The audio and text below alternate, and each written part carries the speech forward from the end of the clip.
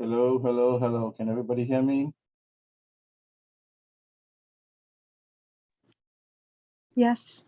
Yes, I can hear you. Okay, Yes, sir. wonderful. How is everybody this evening? Not too good until I know what my results are. Well, how do you feel about your results, Enrique? I don't even know. Usually when you come out of an exam, you have an idea of whether you did fantastic, okay, or the other thing. Which category are you in? In the do something category. Just do something category? I don't know. Okie dokie. All right. Well, just hang in there. I'm almost done. I'm still grading. But from what I can see, yeah, most persons did reasonably well. I don't have any final totals yet. I usually grade by question. So when I'm grading question one, I'll do question one for everybody, question like that. So I should have your results, which I'll send to you individually in another 24 hours or so. And then you'll be able to determine how you feel about that. Okay. But first things first, come next week, you'll be doing another test, but this time it'll be mostly collections and it will not be cumulative. That means that whatever questions you were tested on from last week's material, you should not expect to see any questions coming up from that material next week. The only thing that you will see next week is what we covered this evening, which is a little bit about the closing process, and the rest of it will be collection activity, kind of an introduction to how to get your money back after you've loaned it out to whomever. Okay. So that's going to be our schedule for today. Anybody has any specific questions about the test, like why this, why that, or any questions at all? Or you found it reasonably what you expected?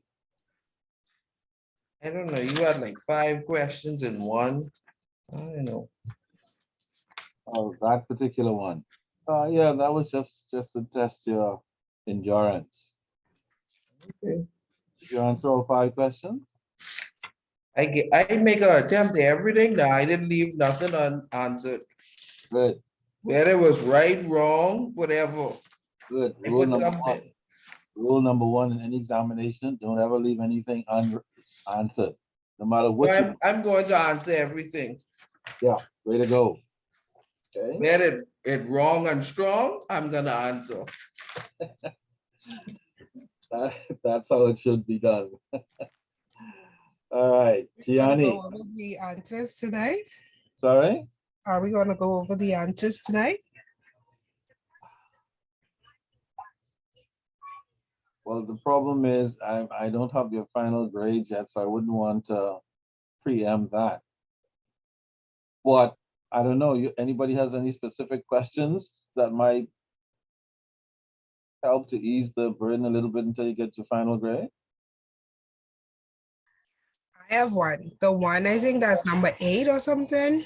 But I think it asked a question of listing 4 things, and then on top of that 4 things, explain.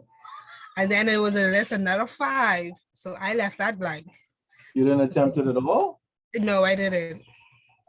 Oh, let me see. Just since you raised it, let me see if I have a copy of that. Question 8. Let's see if that's question 8. Either it's 8 or 7. I know it had 3 parts to it. List the 4 reasons given for a written credit policy. Is that one? When are the 4 components? What are the 4 components of a credit risk policy? What 5 topics should be considered when writing a credit policy? Is it that one? Yeah, I think it's that one. You didn't try to answer any of them? I did not answer number 8.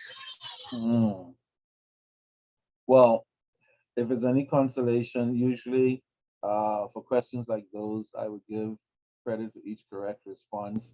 So if you didn't answer 8 at all, you would have lost some points. But if you completed the rest of the examination, then it will not have a major impact on your final grade. All that would have done was to make it better had you attempted that question. Okay, so don't worry about it. All right, and also remember, whatever you get in your midterm is only a percentage. It's not your final position. You still have to do your exam next week, and then everything is averaged over the percentage allocations. And then, which brings me to my next point. I hope everybody is getting to the end of the research paper. Some of what we do tonight should be helpful as well, in addition to any research that you've done. So hopefully, you just have to go in and pop in some extra stuff as far as your paper is concerned. It's not due until next week, Tuesday. So you still have time in between review sessions to go ahead and complete your research paper. And hopefully most persons were working on that a little at a time throughout the semester anyway. Okay. Anybody had any problems with interpreting the question, finding material, understanding what to write? No? Okay, that's good. That's good.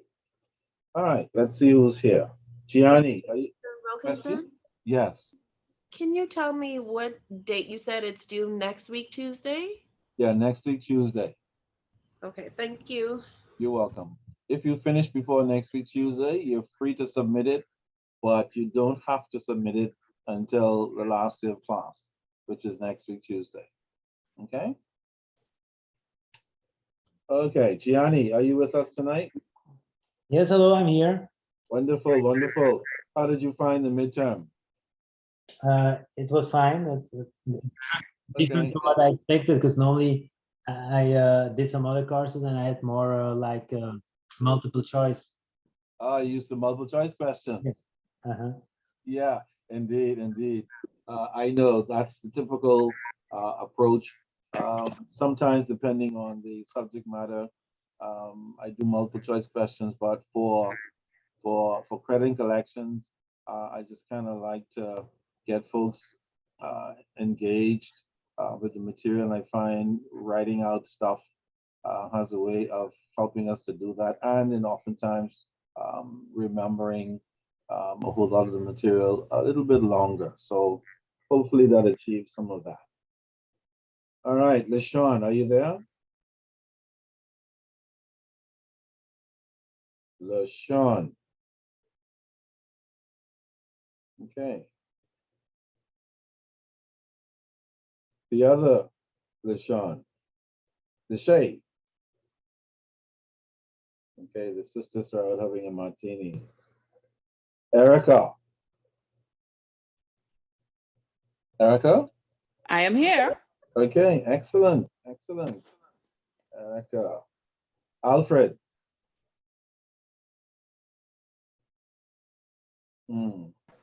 I'm here. Okay, there you go, Alfred. Tanika.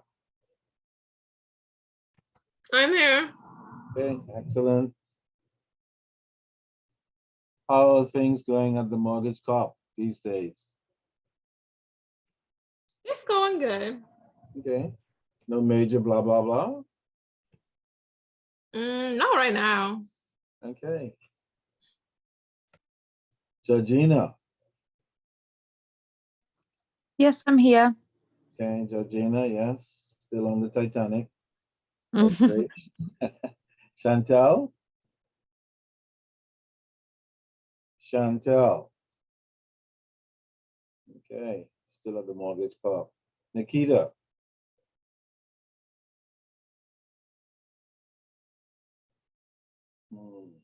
Okay.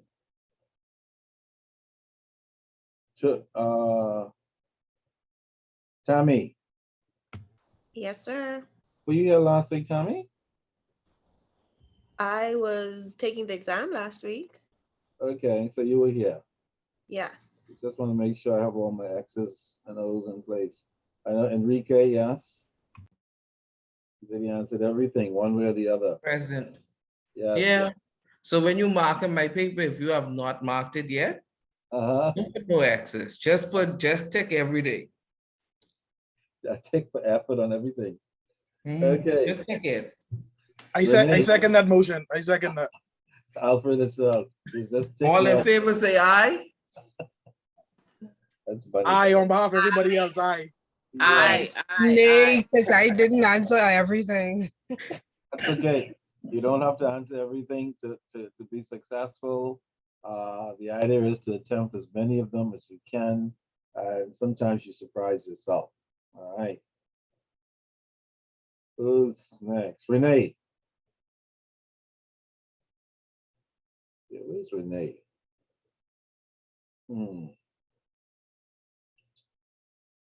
Joanna. Here. Okay, Joanna, yes. Still on board. And last but not least, Shandia. Here. Yes, I'm indeed. Is there anybody's name I didn't call? Okay.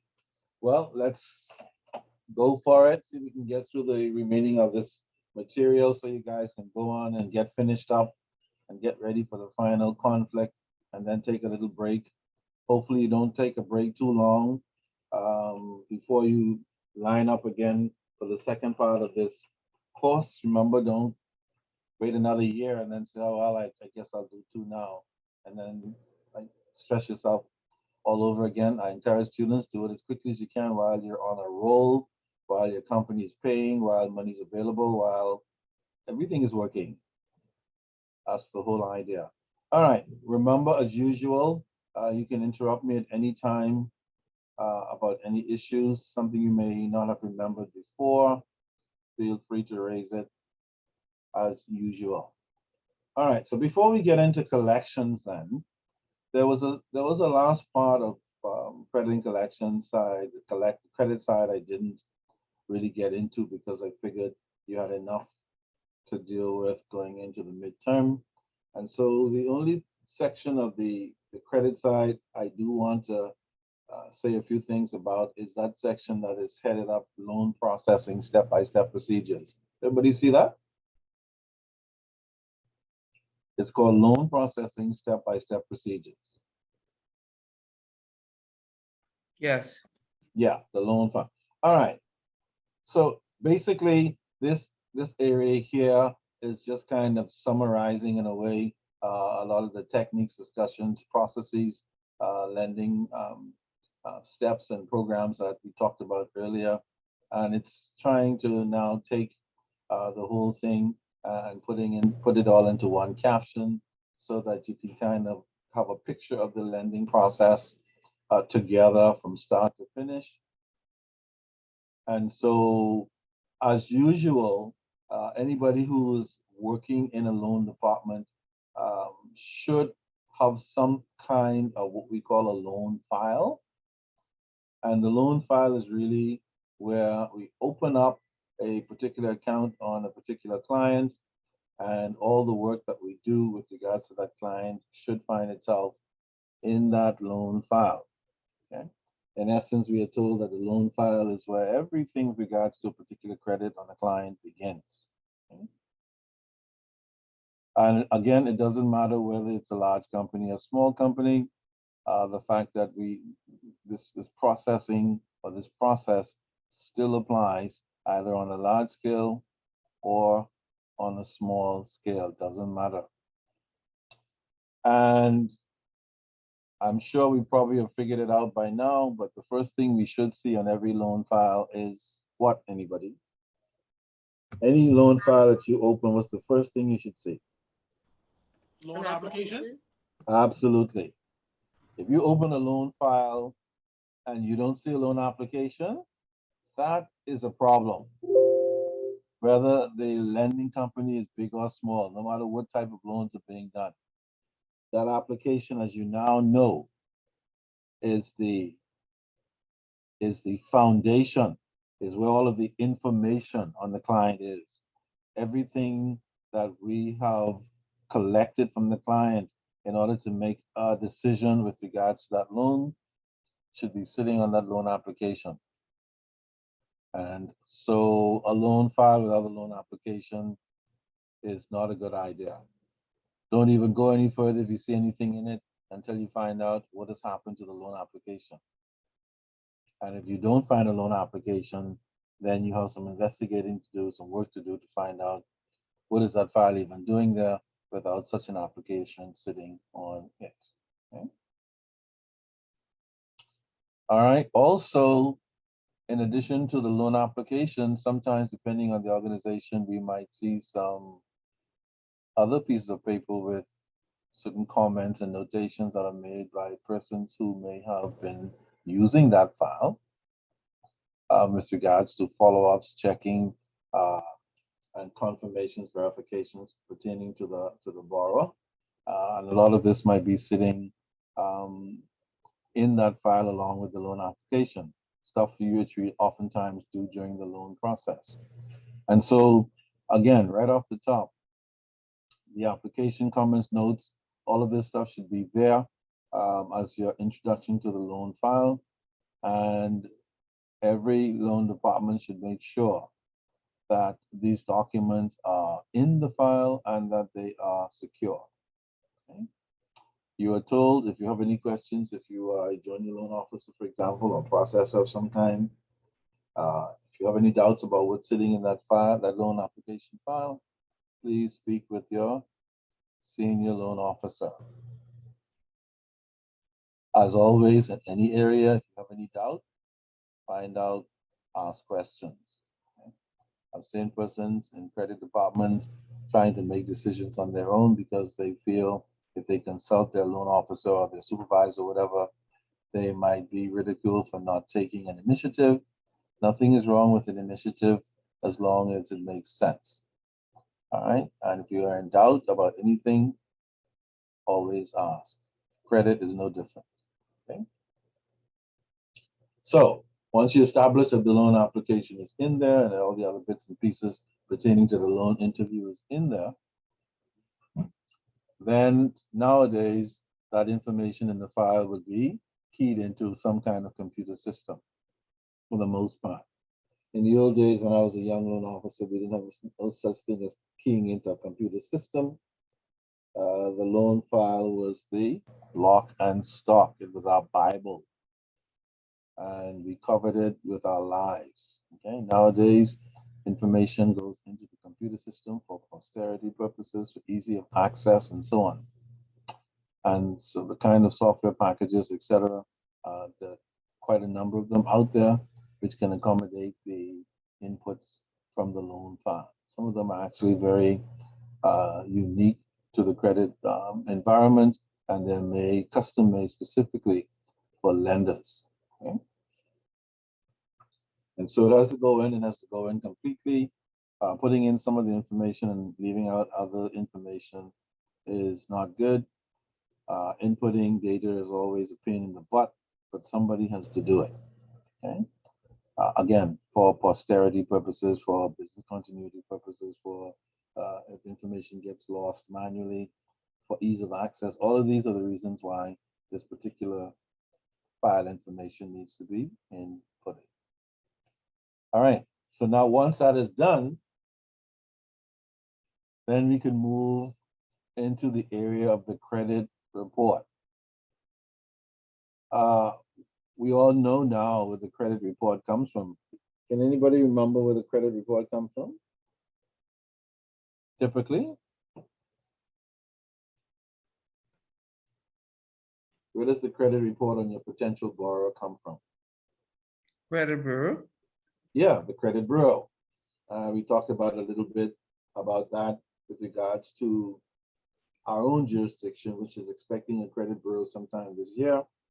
And so the credit report will become a part of our lives very soon for those of us who are lenders.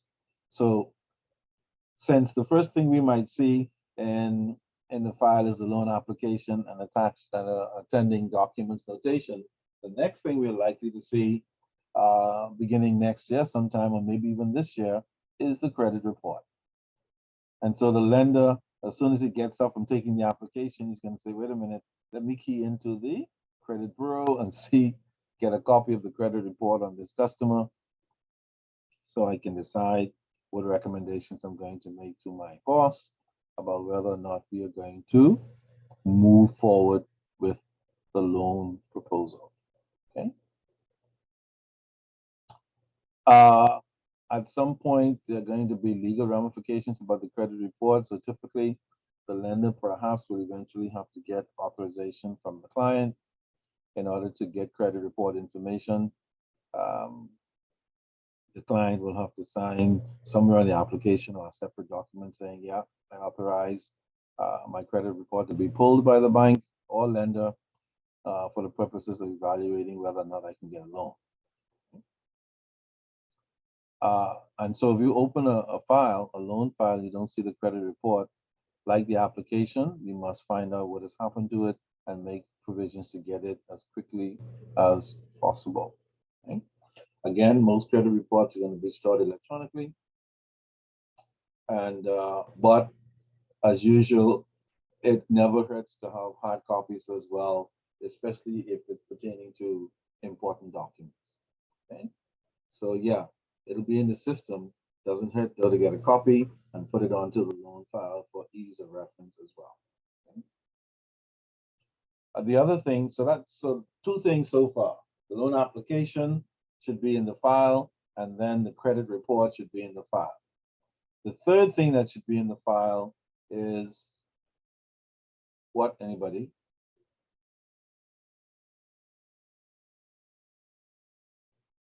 Title records and information. Yeah, any information on title, property ownership, whatever the case might be. If you are holding property as collateral, then you should find out if there's a conveyance for that. If you're holding, like we're given here, an automobile, for example, or a boat, there should be some kind of title with regards to the owner of the asset. And so the next thing, if you're holding it as collateral, you want to make sure that the title is good. Many lenders have given credit only to find later on in the middle of the loan process, or sometimes even later, that the customer does not have clear title to the property, and it creates a major problem. If you discover that there's no clear title before the loan is done, then that's the ideal situation. Unfortunately, sometimes loans are booked first for some reason, and then title, somebody seeks to verify title after the fact. It should never be that way.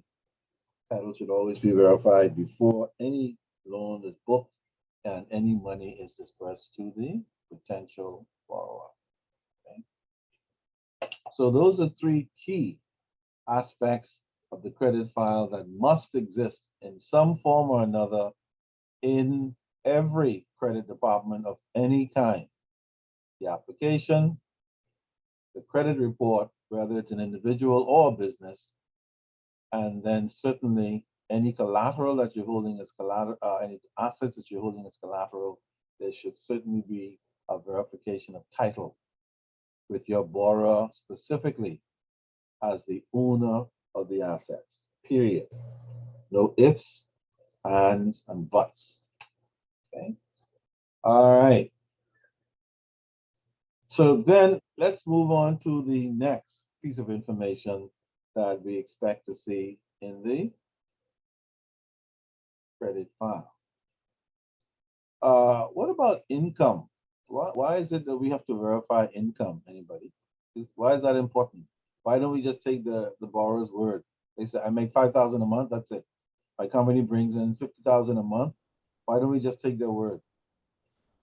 Because you have to do the debt to income ratio. You have to make sure that they have bills, and you have to make sure that you can get your money. And of course, one of the safest ways to ensure, even before you get to the calculations, is to ensure that the information that the client gives you is correct. Because sometimes to get income and asset information, you might discover when you start to check that it doesn't exist or the amount is incorrect. The client was lying. which people do all too often, by the way. And they do with a smile too, in your face, in your office, swearing on a stack of Bibles that the information they disclose to you about their assets and income are correct until you go out and do your verification. If all is well, you don't have a problem. But sometimes all is not well. And you may have to go back to the borrower and say, some of this information that you gave is incorrect. Why did you do it? If you're going to be dishonest with us at this point of the game, clearly it doesn't make sense for us to go any further. Okay? And that's really the second reason for the verification. You cannot take the borrower's word.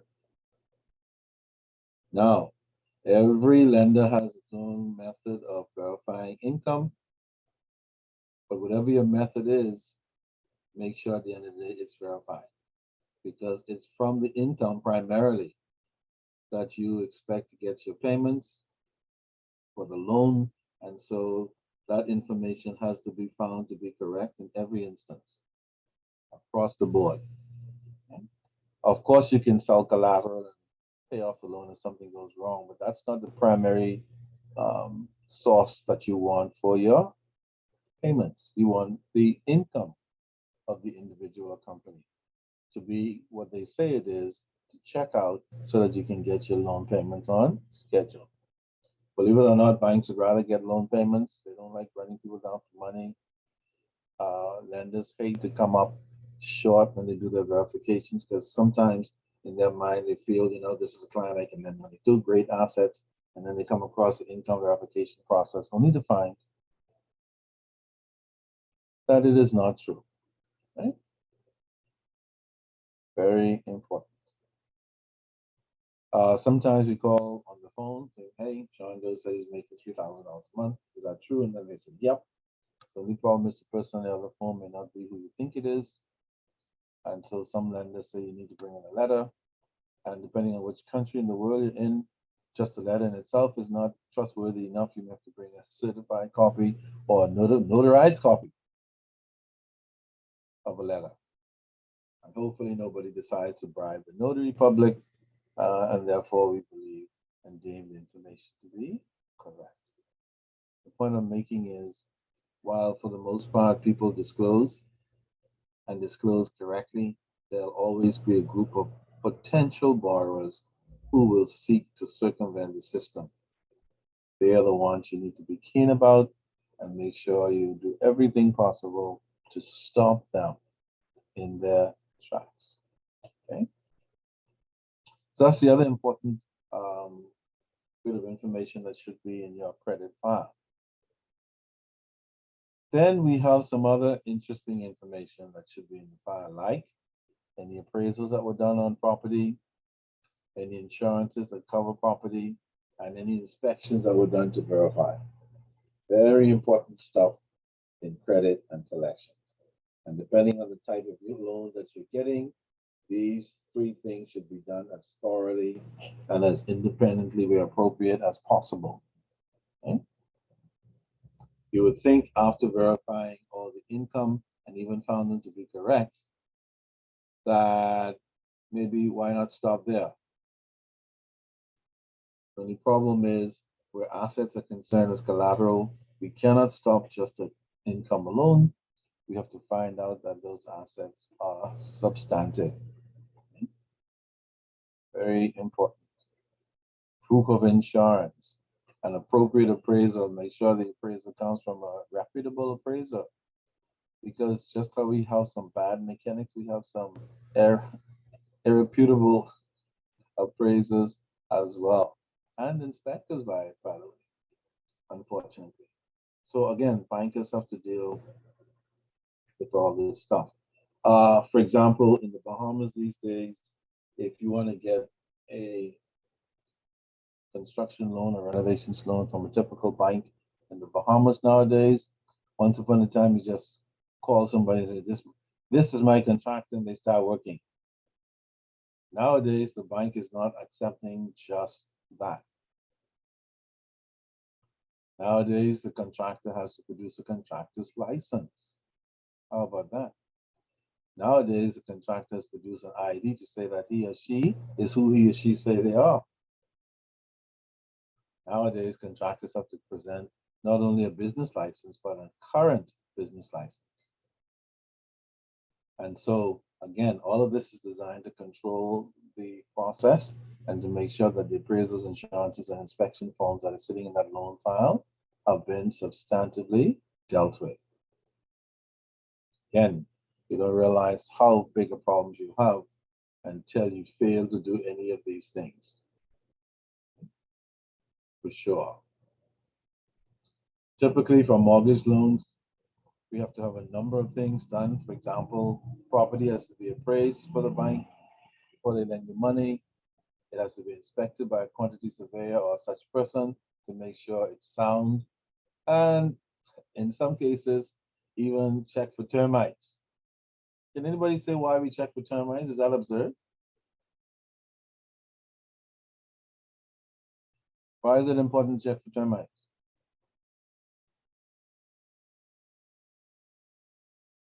Anyone?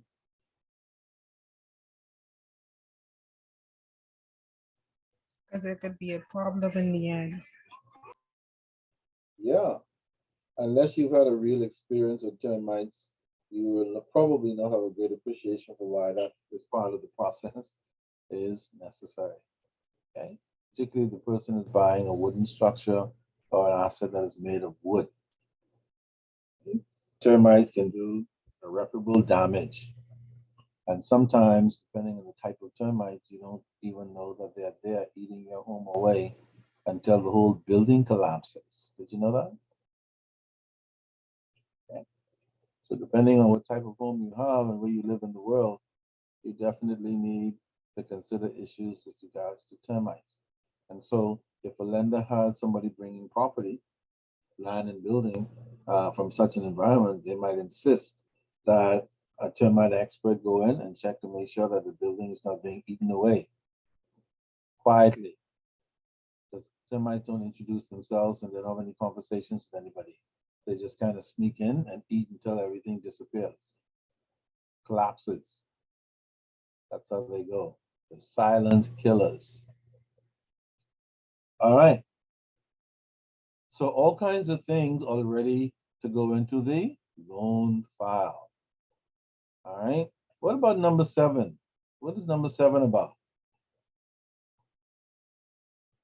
Anyone? What is number 7 about?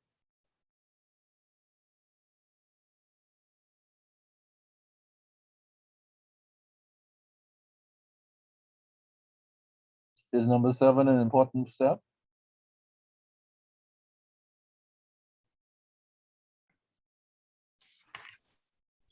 Yes, it is. Yeah, it is. So you're the person who has been checking all this information from start to finish. Now you're into the 7th and final step.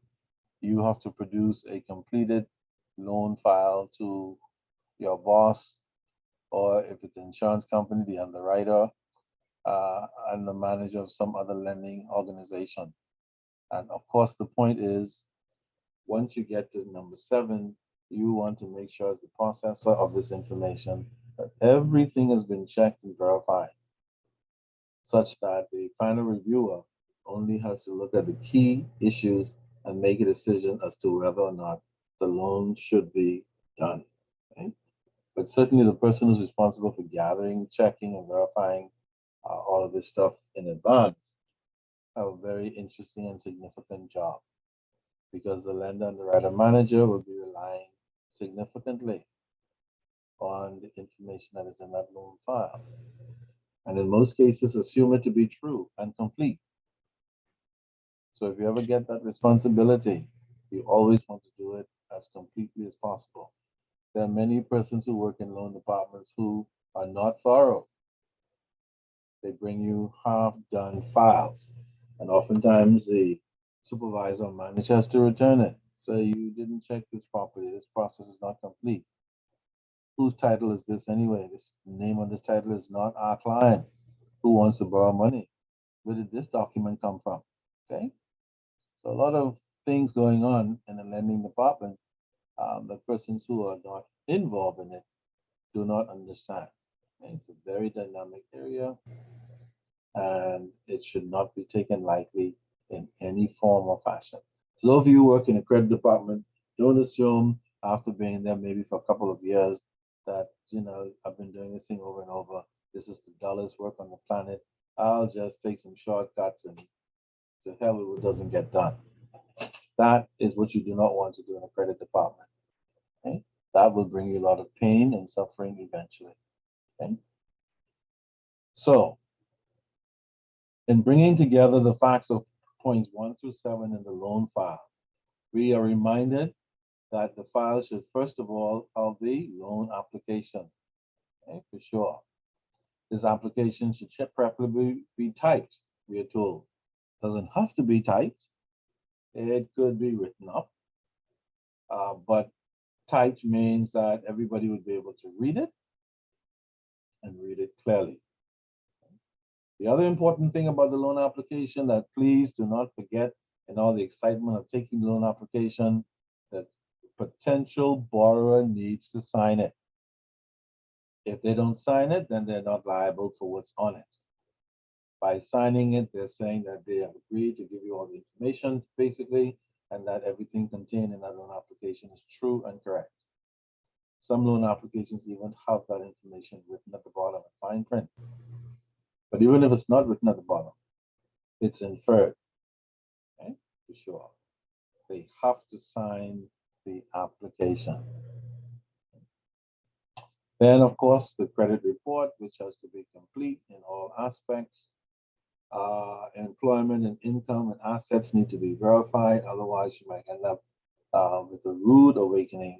Any title that needs to be checked, check it carefully.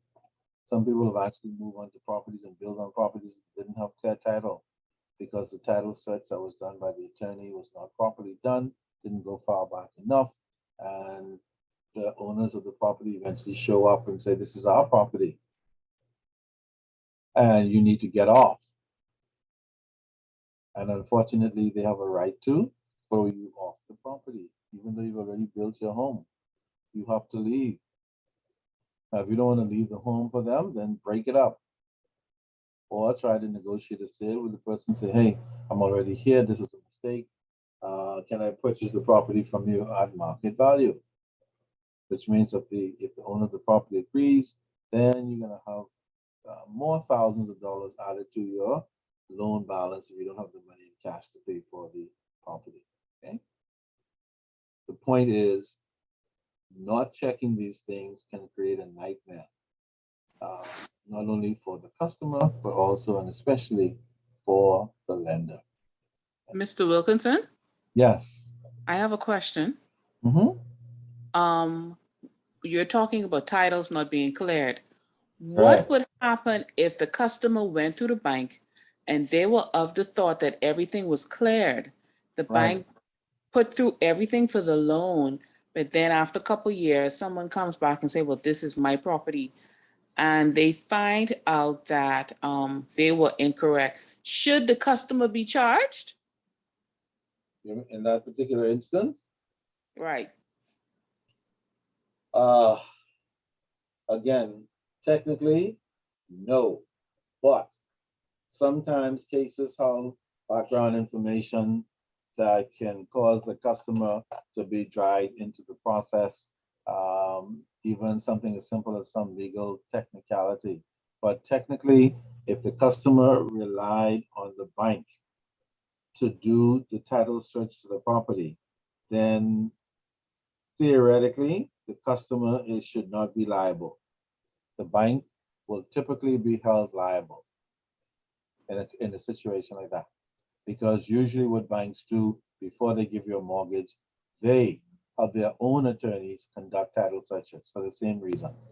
And if for some reason the bank's attorneys fail to pick up on some innuendo somewhere that results in the customer not having clear title for some legal reason, and the bank's attorneys fail to discover this, then typically the banks would be liable in a situation like that. And certainly courts would be leaning more towards the bank picking up the liability as opposed to the customer. Okay. Okay, thank you. That's a great point that we hope we don't see too many times in the real world. Unfortunately, sometimes it does rear its ugly head. Okay, sadly. Not to mention those persons who end up building on the wrong property for whatever reason. And then the owner of the property shows up and say, get off. And you try to negotiate a sale and they said, I don't want to sell my property. Or if I'm going to sell it, I'm going to sell it for 3 or 4 times what I not normally would have sold it for since you already built on it. And so if you run into a fair person and they feel sorry for you, they might say, hey, I'll sell it to you at market price. If you run into another kind of person and they have no compassion or interest and they see it as an opportunity to make significant amounts of money, then they'll say, hey, either you sell it, you pay for what I ask, or I'm going to have the courts remove you from the property. And so the question now is, whose house is it? All right. And again, once it gets down to that question of equity, the courts obviously will be drawn into the picture and try to come up with an equitable position for all parties concerned. God forbid. Okay. Pray and hope you don't find yourself in that situation as a lender or a borrower. But occasionally it happens. All right. I'm starting from the bottom of my list today. And so that means that Shandia is on my hit list first. Shandia, are you still there? I'm here. Okay. Last does not mean least. I just decided to start at the bottom today. All right. Why don't you pick up with the credit approval process? Now that we've seen what should be in the file. Critical stuff. Credit approval process. It is, in its simplest form, a bank makes money by taking funds in the form of low-cost step deposits, checking, savings, money market accounts, and then loaning out the same money at a higher interest rate. A bank's profit is a result of the spread or difference between the rate it pays for the deposit and the return it makes on loans. In order to protect the deposit entrusted to the bank, all loans go through a credit approval process. During this process, a bank determines whether or not a proposed loan has a high enough chance of being repaid. If a commercial loan request doesn't make the cut, then it is denied or restructured to reduce the risk up to the bank. Key players in the credit approval process. When a potential borrower makes a request for a loan, in this case, we are going to assume that this is a commercial loan. There are many individuals included in the decision to approve or deny the loan. Let's take a look at key players. Sales manager. The sales manager is the individual who manages a team of commercial relationship managers. This is usually a senior person within the bank and one of the first persons to see the loan request. Typically, their involvement consists of a quick yes or no decision as to whether the loan request is one that the bank should pursue. Before you go on, Shandia, let me ask a question to everyone. What do you think makes it possible for the sales manager to come up with a quick yes or no decision? What makes it possible for that person to do that, based on what we've discussed before? The credit worthiness of borrower or potential borrower. Okay, that's one of the reasons. But all of this stuff would be included in somewhere that we talked about a few minutes ago. Credit application, Where would that be? the credit application. Where would we find that? In the loan file. Yeah, remember, all of the documentation, all the verifications, that everything is going to be in the loan file. So by the time that file gets to the sales manager, he doesn't have to, quote unquote, worry about this or that, whether to check this or that. All that work should have been done, which means that he or she then looks at the key stuff within that loan file And based on what they see, along with the recommendations made by the loan officer presenting the file, he gets to say a quick yes or no decision based on that fact, which is why that loan file has to be properly and adequately done. Okay? Because at the sales manager's level, they're not gonna get caught up in all the details anymore. They expect that all the persons below them would have done all of the checks, all of the searches, dotted all the I's and crossed all the T's, signed the application, and so on. Okay? All right, keep going. Cindy. Relationship manager. This is the salesperson. Their primary responsibility is to bring new relationships to the bank, which includes both deposit and loan accounts. There are people who are out actively calling on accounts, taking perspective to lunch. Taking prospects to lunch, paying calls, and generally doing anything necessary to get the customer to move their banking relationship to whatever bank they represent. Most of the time, the loan request is brought into the bank through the relationship manager. Now watch this. This thing about playing golf and going to lunch, looking for prospects is rather interesting. Depending on which kind of banking environment you work in, you may not see that from day to day, but I can assure you, investment bankers and other commercial bankers who give tens of millions of dollars for commercial property and malls and huge buildings and all this kind of stuff, equipment, pipelines, whatever the case might be, government contracts. Trust me, they're playing golf and prospecting and inviting them to everything they could think of, including to the White House, if there is such a place in a particular country. And all of this is designed to get the customer to move over to that particular bank. Remember, banking is big business. Banks pay small amounts on your deposit and lend at very large rates compared to what they pay. And that spread allows financial institutions who are lending in any form to make huge profits. And so the relationship manager, it's no accident that he or she is called relationship manager, because they're the ones that go out and establish relationships. In the Bahamas, I saw an ad not too long ago again, where one bank has in the newspaper something like this. If you decide to bring your mortgage over to us from another bank, we will give you all heaven and earth. You will not have to pay your legal fees. We will pay your closing costs. We will wash your feet. We will do everything you want us to do. In other words, they're prepared to do some interesting things in order to get the business to move over from one institution to their institution. All right. No mistake that the person is called the relationship manager. Okay, keep going.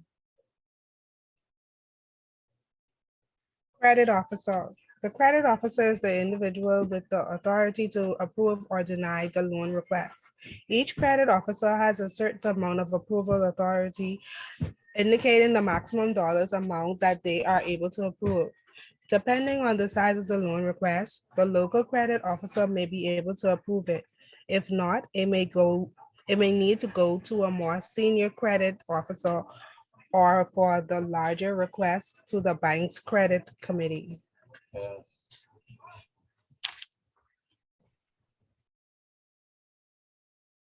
Keep going. Yep, keep going. Credit analyst. This is the number crusher. The individual analyst of the information gathered by the relationship manager and puts it in a loan approval document. This document outlines all of the risks and benefits of approving the loan and outlines of feasibility of repayment. When a loan is approved, this document is signed by the relationship manager and the credit officer. All of these individuals work together towards an approval decision on the loan. Now that we have an idea of the people involved in approving a loan, let's take a look at the process. Okay, thank you very much, Shandia, for introducing us to the players. Again, depending on which organization you work in, the names will be changed to protect the innocent and the guilty, depending on where you work. But typically, sales manager, relationship manager, credit officer, loan officer, senior credit officer, analyst, senior analyst, senior analyst, VP of this and VP. The names go on, depending on the objective, size, and type of lending that is going on. All right, so these are some of the names that are thrown out there just to give you an idea of who some of the players are. I'm sure those of you who probably work in credit institutions at the moment, you have maybe a couple other names that mortgage officer, senior mortgage officer, super senior mortgage officer, mortgage manager, and the list can go on, depending on what type of lending you're doing. And again, in some organizations, we have the credit analyst who's referred to here as the number cruncher. They do the debt service ratios. They make sure all the numbers add up, that the information given on the financial statement section of the customer application pans out, and so on. And basically, they make sure that the numbers with regards to the loan are correct. Okay, that's why we call them the credit analyst. And all of this is done before we actually get a final approval. Okay? And so the credit analyst is somebody usually tucked away in a corner somewhere who's just number crunching all day to make sure that once the debt service numbers and the verification of totals and any other financial information, if it's a financial statement for a company, they would then do profitability ratios and other ratios on the company's balance sheet and income statement to make sure that the company is meeting certain minimum ratio requirements. And so this is the credit analyst's job, okay? The number cruncher, all right? All right, thank you very much, Shandia. Now we get into a little discussion about how loans are actually made. Again, depending on where you work, those of you who are in credit already, you have an idea of how loans are made in your organization.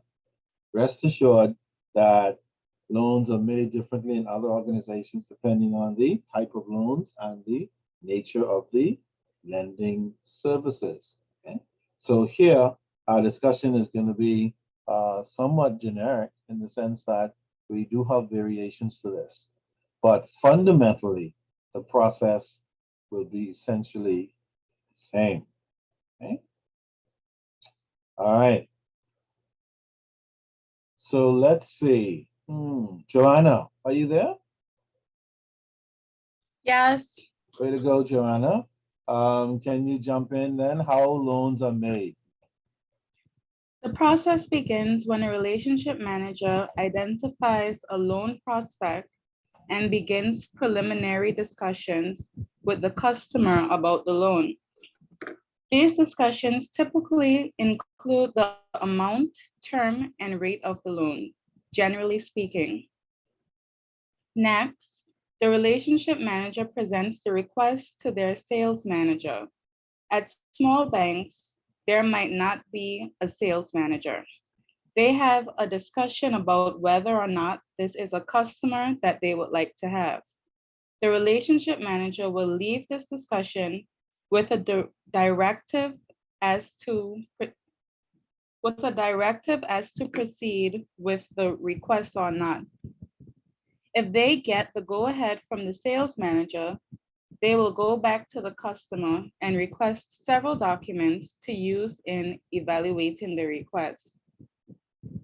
At a minimum, this usually includes 2 years of tax returns for both the business and the individual, a personal financial statement, a current financial statement for the business, maybe CPA prepared, accounts receivable listing for commercial businesses, rent roll and pro forma for real estate, and any other documents that will support the loan request. The relationship manager will take all of the above documentation and give it to the credit analyst. They will have a brief discussion regarding the proposed structure of the loan and the timing of the request. The credit analyst will then begin their analysis, which takes the form of a loan approval document. Let's take a look at the key components of a loan approval document. sometimes called a credit memo internally. And before Joanna goes on, notice what she said in the opening paragraphs. The lender usually requires a whole lot of information, beginning with the fundamentals such as how much do you want to borrow, Mr. and Mrs. Jones, Mr. Company? How long do you wish to borrow this money for? What rate of interest were you thinking about? These are the initial questions that the lender borrowers get involved in right at the beginning. Because oftentimes answers to those three questions will determine whether you should go any further or not. But assuming that we're going to go further, because those three basic questions are satisfactory to both parties, because remember, a borrower may want an X amount, but a lender looking at the application might say, I don't think so. You don't qualify for that amount. A borrower may want a 15-year term. The lender is like, no way, this is commercial loan. We can only give you 7. A borrower may want a 3% rate of interest, and the lender's like, are you kidding me? We pay 3% for deposits. I can't give you a loan for 3%. That means I'll only break even. I won't make any money. But assuming they can get past these three things, theoretically, then we can move into the other pumping sessions, which is in that third paragraph about all the things that a lender might require at minimum. Notice the potential borrower in the room. At minimum, there's a laundry list. That means that basically for the typical organization, anything even below this, they're not prepared perhaps even to consider it. Of course, that doesn't apply in every organization.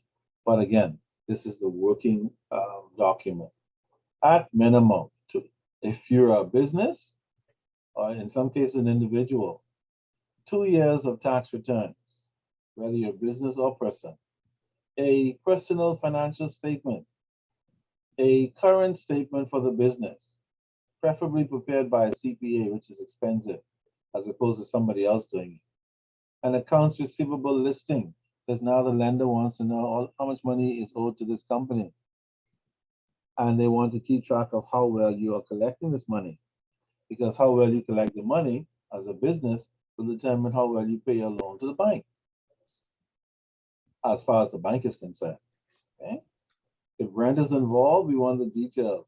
If real estate is involved, we want the details. And notice, and any other documents that the banker might think of. Okay?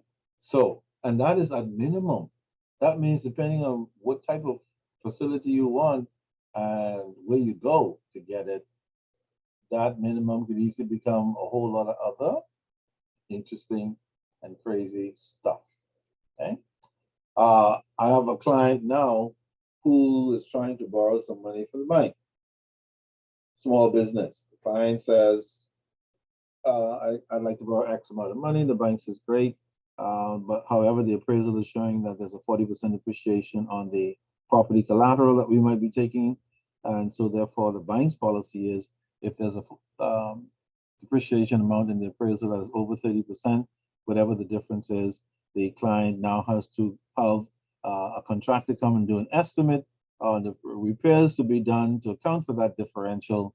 And then when the appraisal, the work is done by the contractor, the estimate, then the potential borrower has to go and find a doggone quantity surveyor to say that what the contractor said is true and correct, all of which involves spending money and time.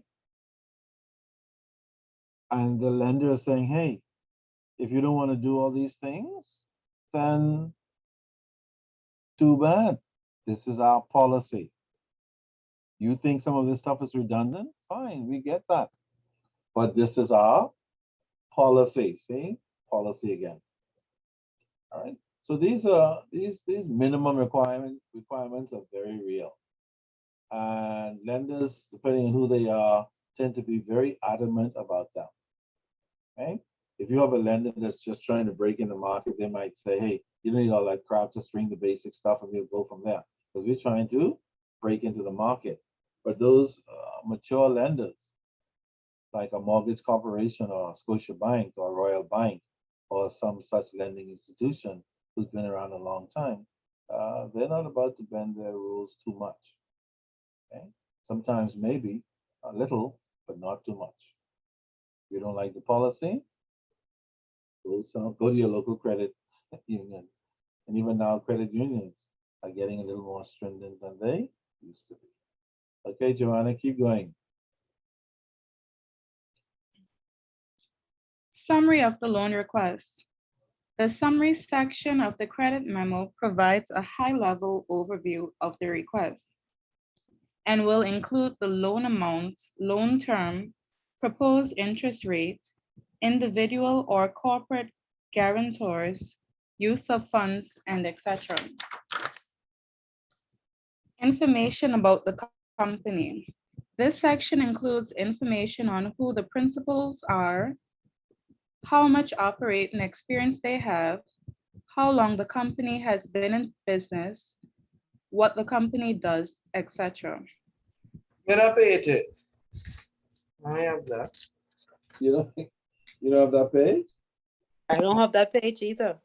I I ain't want got to that either. talk about Neither the do next I. thing. The next thing is developing collection strategy. So how the Yeah. hell did Joanna get it? I know, but if that could be on the exam, you can have the extra part of because I have that. I have it as on my, You have I it, don't- Justina? I don't have it on I mine. have it, summary of loan request at the bottom of the credit analyst page.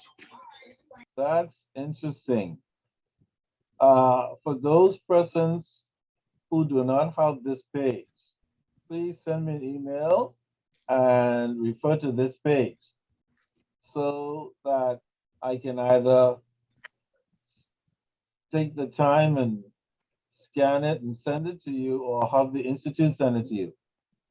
But make sure you send it to me and say, I don't have the page beginning with information about the company. All right? A little bit further in the bundle. Yeah, look a little bit further, everybody. See if you see it. Nope. About the company. Keep looking. It might be there snuck away somewhere. I don't see that. It's just going into collection. It's going into collections. That's fascinating. Okay. Not Of a course. book, not a book for Bahamas Mortgage Group. This came from the institution. Interesting. That's the one that doesn't have the information about the company page. Yes. What about the last page? Do you have that? Which last page? Would say collection agencies? No. The one that says final credit loan approval. Final loan. No, sir. We do not have that. Fascinating. All right. Well, send me an email. And for those of you who may not have those 2 pages beginning with information about the company, down to the end, which goes into the final credit approval process. Okay, so I can arrange for you to get it. All right, that's interesting. Okay. Thank you for bringing Wait, that what up. you say? What you say? The page started with? Started with again? Some but information. Information about the company. That's what Joanna was just reading. Okay. You don't have that? No, I don't have that. Hmm. All right. So those of you who don't, seems like the mortgage corp people don't have that. That's Yeah. interesting. We do not have that. All right. Send me a note. That's correct. We don't have it. That's Yeah. correct. Send me a note so I can have all of the persons and arrange for you to get it. Okay. Thank you. And thanks for raising that point as well. Okay, Joanna, keep going. Industry research. The industry section includes information on what the prevailing trends in the industry are, how the subject company compares to other companies in their industry, what is the industry outlook. Repayment analysis. This is the most important section. In this section, the the credit analyst will take all of the financial data that they have received and make an attempt to estimate the company's ability to repay the loan. This includes analyzing past data, looking at growth trends, industry trends, proposed loan terms, and certain assumptions that will get them to a number called the Dscr, or debt to service coverage ratio. The Dscr is the company's free cash flow divided by the estimated debt service on the proposed loan. For a real estate loan, the process is the same, but the analyst will look at the cash flow generated by the property in question.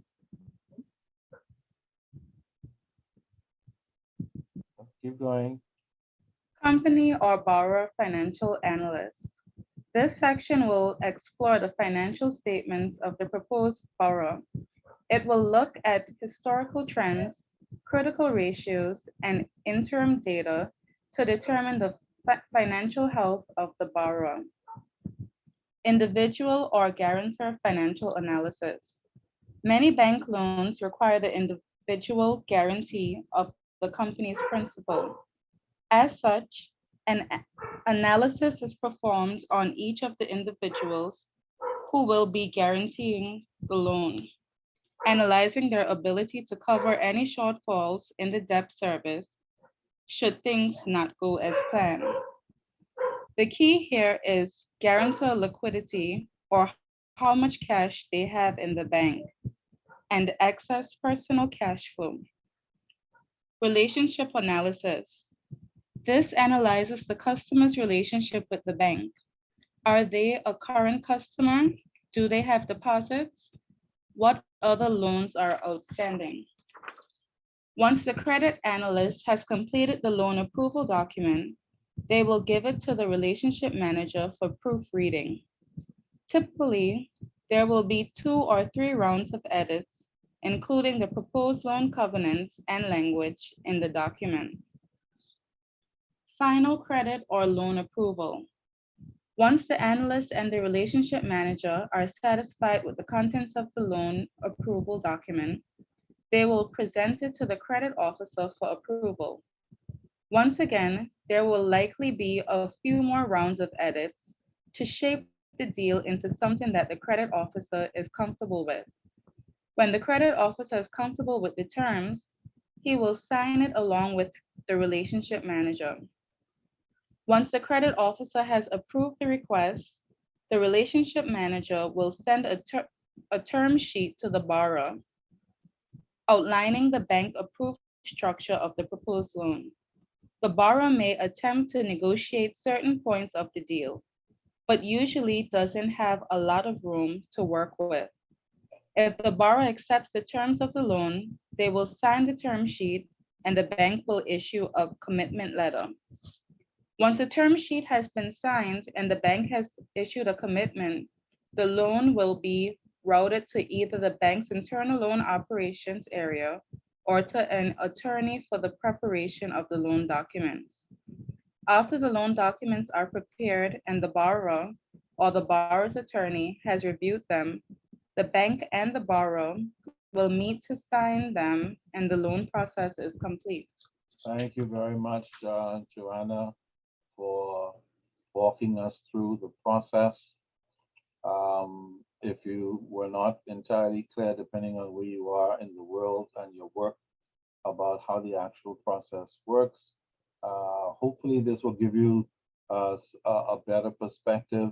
And even if you are in the credit world, sometimes, depending on the area of the credit department that we work, we don't see some of these processes actually happening because of specialization. We only do a particular thing, like take an application all day. And some organizations are so big that individuals' only job is to take applications. Then another department's only job is to verify the information. Then the other department's only job is to send information to the attorneys so that mortgages, and so on. So because of specialization, some organizations, they don't see the big picture. Okay. So you guys get a chance to see the big picture and to see that in addition to everything else that we check, If a company is getting a loan, we have to check it out. We have to check out the company's position in the industry, their credit standing, their name, et cetera, et cetera. And then, of course, most importantly, the ability to pay, which is referred to here as the repayment analysis. Okay? Debt service ratios, the done cash flows, these are all critical. For those of you who are lending money, many of you, again, may not be involved in the repayment analysis side of things because you're doing work elsewhere. But be assured that the repayment analysis is a super critical aspect of the lending process, because this is where the number crunchers get to make a decision as to whether or not, based on the debt service ratio, that the loan itself can actually be repaid. Remember, lenders are primarily interested in getting their money back. They're happy to do business with you, but they don't want to put their deposits at risk. And so in the analysis, they're going to try and do everything possible to make sure that you have the ability to pay. If you cannot satisfy them, then they're likely to turn down the proposal. Unless, of course, they're desperate. And we do have some desperate lenders. If you run into a desperate lender, you might get lucky. But typically, they're not desperate at all. They want to do the loans according to their policy. Companies in particular are going to be assessed differently from individuals. Individuals, we look at salary, time on the job, etc. Companies, we look at how long you've been in the business, and certainly your financial performance over a minimum of 3 years. Okay? Some organizations might say 2, others 5. Again, it all depends on the institution and the amount of money you're looking to borrow. Okay? But certainly the financial statement would be a key aspect of the review. Historical trends and ratios, all of this stuff. The lender's going to start going back to check the history of the commercial borrower, just to be sure.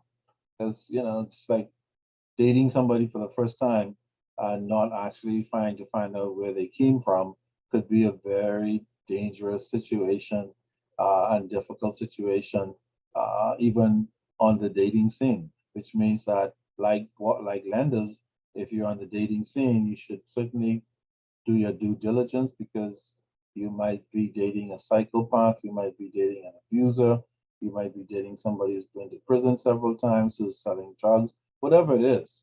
Of course, you have no control over everything, but like the lender, you have to do some due diligence. For those lenders who don't do due diligence well, they live to regret it most times. Okay. In those cases where a lender feels that the applicant is not strong enough on their own, whether it's an individual or company, they might suggest that a guarantor be added to the loan. Such a guarantor would be the person who would take up the responsibility for repaying the loan if for any reason the principal does not pay the loan. Okay. However, if the financial institution or the lender decides to pick up a guarantor, then the guarantor would have to be vetted as well to make sure that the guarantor has the ability to repay if the need arises. Okay? Of course, I don't think I need to say at this point that if you decide to be a guarantor for someone, make sure you know them, trust them, you feel 110% certain that they will meet their commitment, and only death and taxes will cause them not to do it. Because if they stop paying for any reason, the lender is going to come after you as the guarantor, and they will expect that you will continue with the commitment until it's paid in full. Some lenders even request that the guarantor put up additional collateral, just to help the guarantor have some skin in the game in the likely or unlikely event. Okay. So guaranteeing a facility is no small matter. It is no child's play.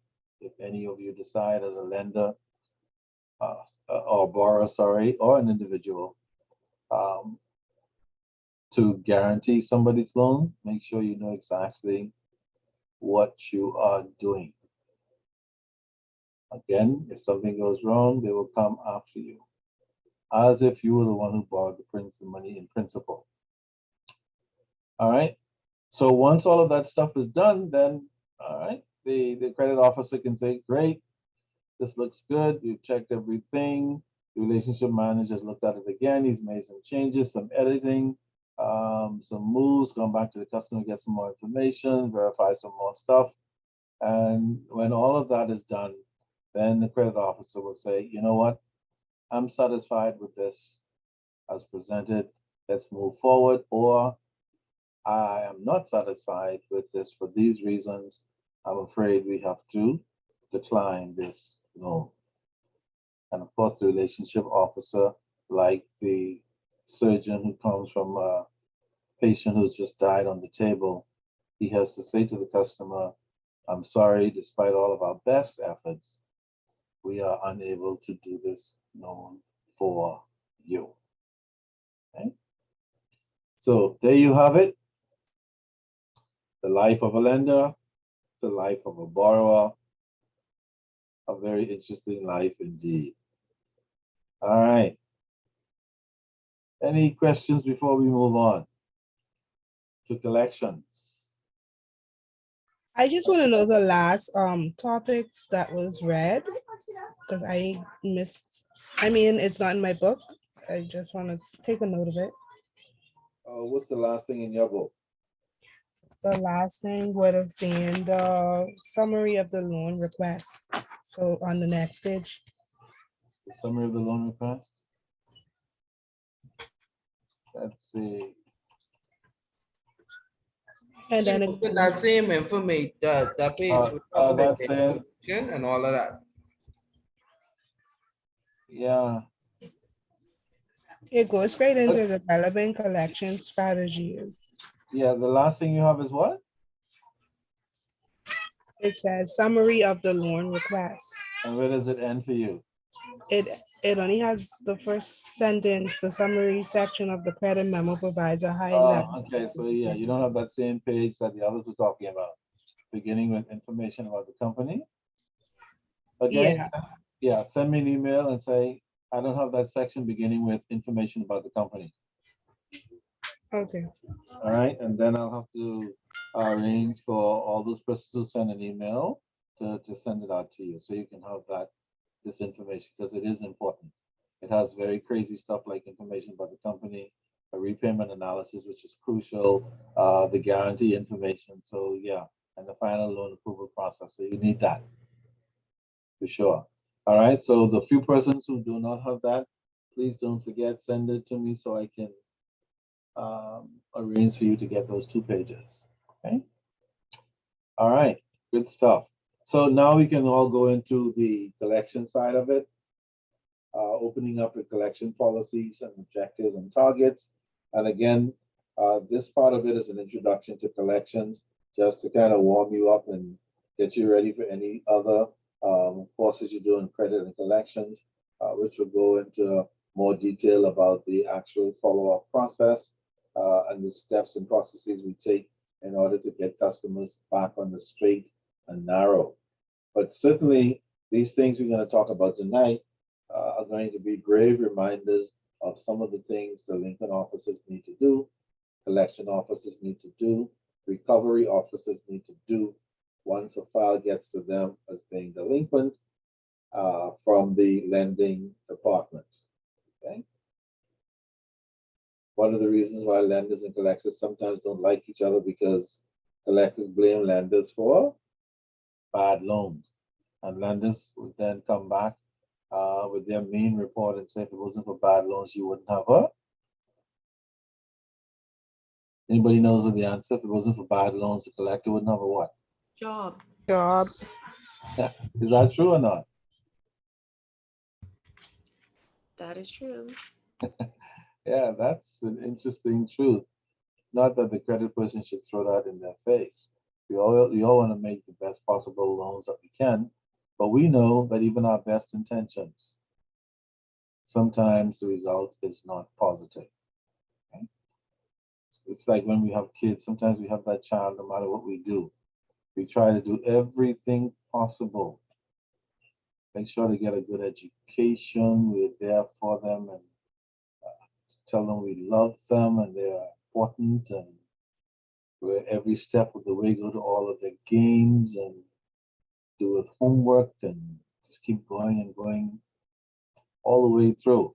And then sometimes, no matter, despite our best efforts, every now and then, our little angels become little devils, and we cannot reconcile it oftentimes. All right.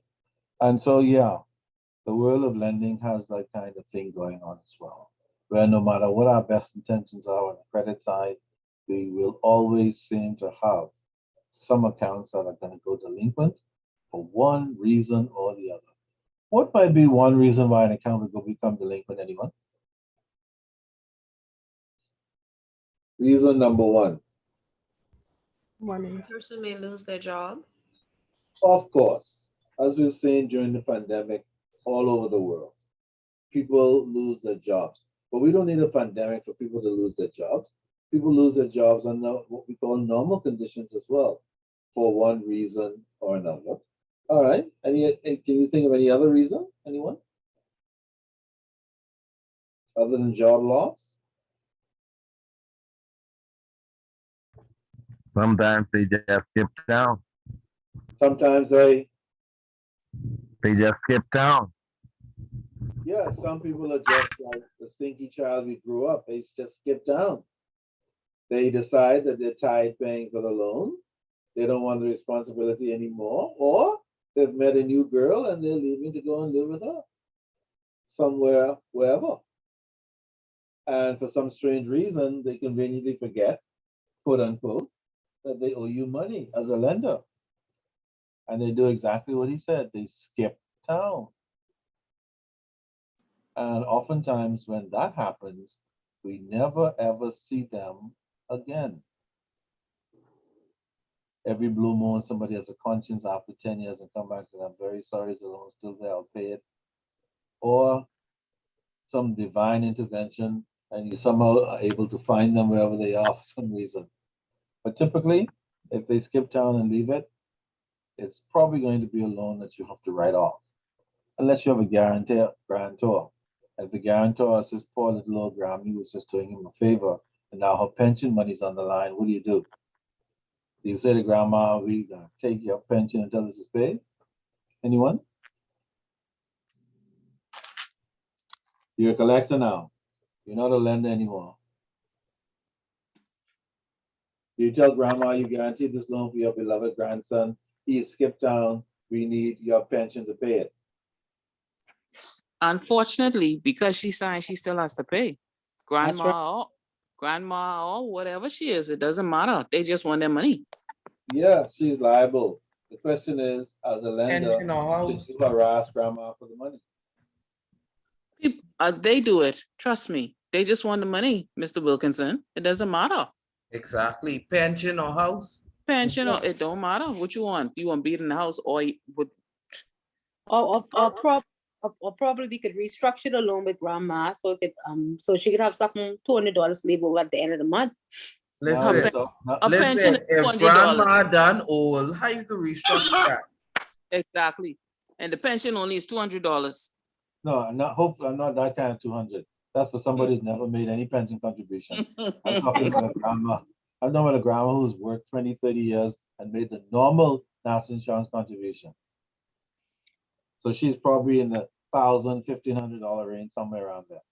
Okay, People not so in could we town. restructure the loan, sir? Of course. Of course we can. The For a question- Grammy? Yes, ma'am. or anybody else for that matter. Based on her age. Yeah, and not only that, her age. Remember, we just coming out of, well, they say we're coming out of COVID. I don't know if it's truth and yet, but all through COVID, people lost their jobs, and afterwards they found a job somewhere. Many of them made far less money than when they were in their normal job, and so a lot of restructuring had to be done, typically by financial institutions. But no, I mean, understand the restructuring part, but when you have somebody, okay, the average grandmother is what?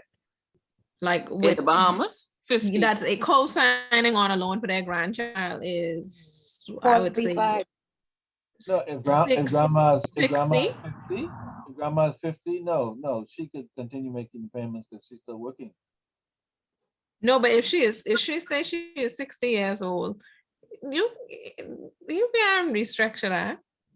Yes, you can. You have to I mean, you restructure. can, For 5 but years, you can.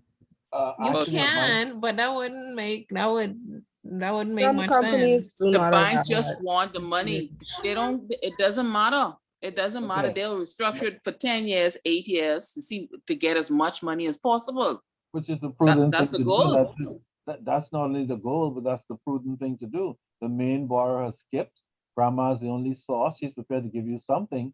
Don't let her get vexed and call a lawyer and say, all I can afford to pay is $10 a week. It's Then you have $10 a bigger week. Problem. Okay? It's better to try and get But grandma. that would get sent to the legal department That's real okay. fast. It's better to get grandma. Of course. And at the end of the day, they That's still can just take the family, house. then we get a demand letter. No, well, again, when even Insurance. before we get, Might have before we life get, insurance. remember, before we get to the issue of collateral, we just talking about, let's say it's an unsecured loan, no Right. collateral yet. Or the collateral was a car and he shipped the car when he left and took it. So there's no more collateral. Okay. Now, so let's assume there's no collateral, grandma is 60 something, and what do? They will, Right, most or- likely, the bank will probably want to restructure it based on what income the grandmother has.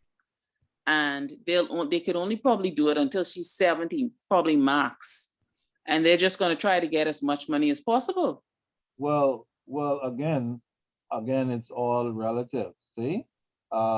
Given grandma's position, maybe 70, but grandma might still be kicking at 70, like a lot of persons that just sit in their stride, they said 70.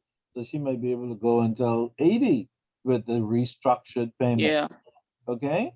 And so it would be in the lending institution's interest, since the Benefit. principal borrower is gone and the collateral is gone, to come up with a payment that grandma could afford to pay and keep taking that until grandma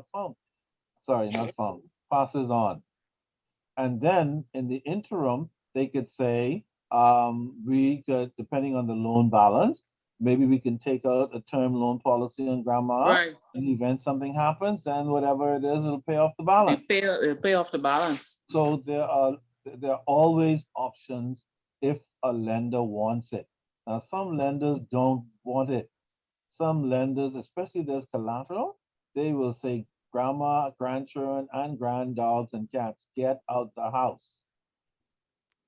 We are selling it to pay off our balance. We don't care where you have to go.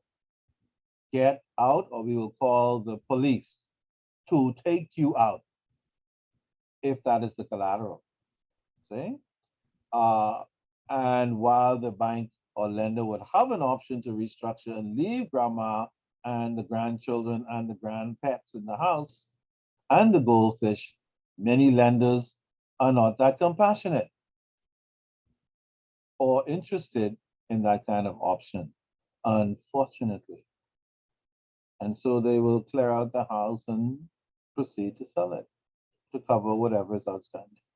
Well, Mr. Wilkinson, with lenders, it's not a matter of compassion or not. They have targets, they have rules, they have regulations that they have to comply. And so therefore, they may be know. compassionate. They may Remember not now, want grandma to pay, but because of where they work, they have to enforce it. Agree, but remember, if, let's say, for example, grandma is the guarantor, right? Correct? And grandma dies before Tom Jones slips off to Saudi Arabia. What then? Targets are still out the window, especially if there's no collateral. Now, if you have collateral, you might still hit your target because you could seize it, sell it, and hope you cover the balance of your loan. And yes, because of the targets and the profit margins and all that, that's the primary objective. But again, the part of collection strategy has to do with what happens if you have an extraordinary situation. We know under normal conditions, the bank will do what it's going to do to meet its target and collect its money. And that means if you can't pay and there's collateral, get out, we'll sell it. If you don't get out, we'll take it and sell it. And that's what typically happens. But now and then we have some extraordinary cases. And during the pandemic, we had a lot of extraordinary cases that didn't meet the bank's targets at all. Banks are very unhappy about this pandemic. But the things that they normally could have done, they had to refrain from doing it. Some still tried to do it, some still got away with some of it, but a lot of times they had to back up because of the nature of the situation, despite their targets, and put their targets away for a while until things settle down. Because in the event, for example, if you try to put somebody out of the house during the pandemic and they counter sue and it gets to the courts, you might come across a judge who be like, "Are you kidding me, Mr. Banker? I get it, but go back and make an arrangement because this is an extraordinary situation."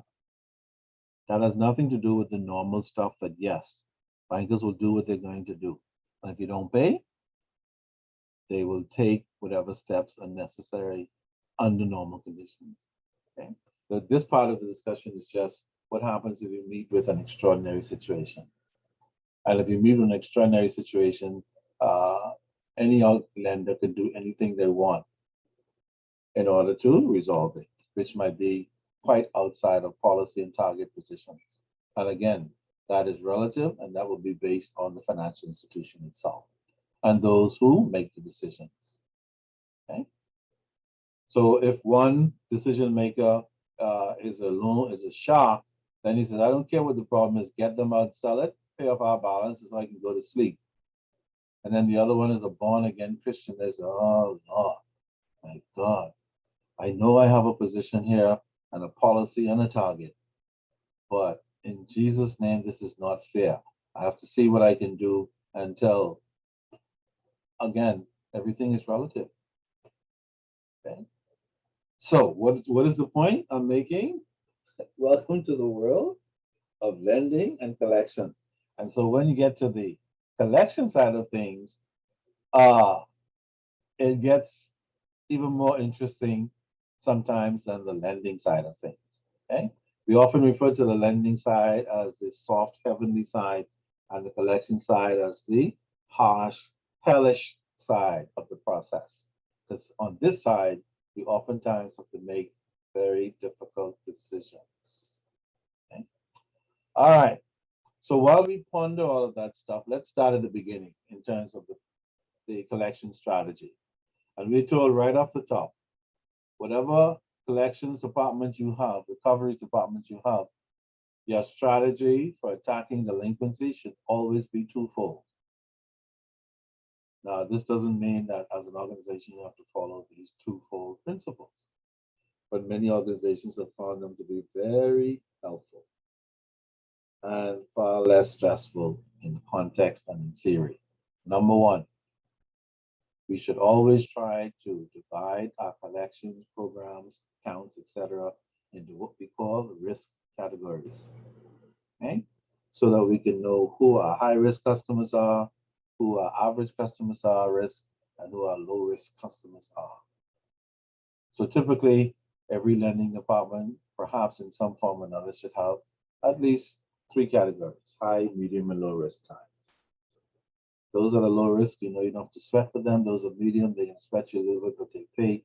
And those are high risk, are the ones who are going to run away and leave you with grandma to make a decision about the poor little old lady and the 5 grandchildren that they left her with,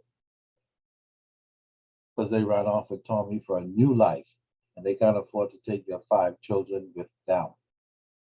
Do these things happen in real life, anyone? Yes, they They do. certainly Yes, do. they do. Every They day. do. Yeah, every day. Hi. More often than you would believe. Okay? Unreal. All right. So I've already told my 2 sons, if you're thinking it, don't even think it. None of them have children yet. Maybe that might be the reason why. I don't even think about doing that stuff with me. I've spent my whole life and all of my resources growing you guys up and educating you. Don't even think about pulling that kind of TV stuff. That's just me reminding them to be responsible. But yes, it happens every day, unfortunately. And many little old ladies, grandmas for real, they're not just textbook. They are real out there. messing around with their children's mess. Okay, grandma. So every strategy should be divided into risk categories. Always a good idea. If you work in delinquency presently and you don't have 3 categories, high, medium, and low risk, it wouldn't cause you not to be effective in your job, but probably might make you a little more effective if you did have them, because now you can operate from 3 very different perspectives. Okay? That's the first objective strategy. Secondly, every collection program should have an arrangement in place for frequent follow-up. The more often you call the customer, the more you stay in contact with them. The more you stay in contact with them, the more they remember they owe you. Not that they ever forget, they just play like they forget. And those persons who follow up the most tend to be paid sooner, more, and the most. If you only call a customer occasionally, you can only get occasional results. If you call the customer every blue moon, don't presume that they'll say, you know what, I have this debt, let me call. Many customers are not that way. That's why delinquent departments, big part of their job is getting on the phone every day, every week, trying to get the customer, every month, trying to get the customer to come in and repay their debt. Your best chance is to stay in constant contact, because the older an account grows without contact, the less likely it becomes that you will get the money. People become harder to find, harder to communicate with. They can relocate, you don't know, because it's been a long time since you made your last contact. Some people actually get into the mode that if you take a long time to call them, they actually act as if they don't remember they have a loan. Anybody ever had that experience? No? That's good. Because I've had a few customers in my time, they're like, I thought this loan was finished. I'm like, "Oh, based on what?" It's, well, you haven't called me for a long time. I figured you must have just written it off. Do you know that some customers think that? Hope it, pray it. Especially if they don't hear anything from the lender. They think it's okay. Nobody's called me. Must be okay for me not to pay. Maybe they'll just write it off. Leave me alone. God is good all the time for making this happen in my favor. Of course, it has nothing to do with God. The customers are strange bedfellows, especially when they get to the delinquency side. Okay? So those are typically the 2 strategies that you should always be looking to sustain in any form of delinquency, whether it's in consumer, commercial, mortgage, any accounts that are outstanding, trade accounts between buyers and sellers, whatever it is, these 2 principles still hold. Okay? Risk categories, frequent follow-up. If you don't look at those 2 things, you can find delinquency to be a pain in the butt. It's a pain in the butt anyway, but these 2 strategies are trying to help. What kind of risk ratings? I just have some there just to give you an idea, beginning from A to E. An A account is a great big time prime account where things are working well, no follow-up, all the way down to E, where in a trade business, if you have an E client in this example, you're not going to give them a bloody thing until they pay cash up front. That's how bad their credit is. Okay, prepayment before the sale is made. Okay? And then in the middle, we have the other people, the B accounts that are good, just late sometimes, but they're okay. Then you have the marginal people, C accounts who will pay, but sometimes they don't. Sometimes they just decide they'll do it how whatever they feel like. And then let's not forget the D kinds, where because of the high risk of non-payment, chances are you'll end up writing them off because they keep appearing and disappearing. 3 months later, I just came from LA. What's my balance? And he said 17,000, same as last time. The rest was interest. And I said, okay, here's $1,000.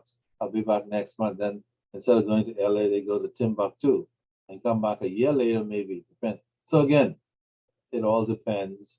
And every portfolio in delinquency is unique. Don't presume that any two customers are the same, any two situations are the same. Okay? They're not, even though they might look that way. Okay? All right.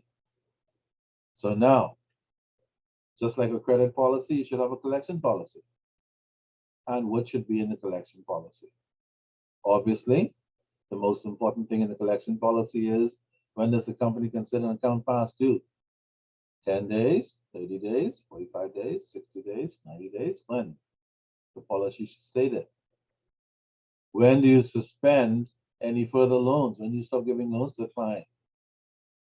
When an account has become what? 90 days past due?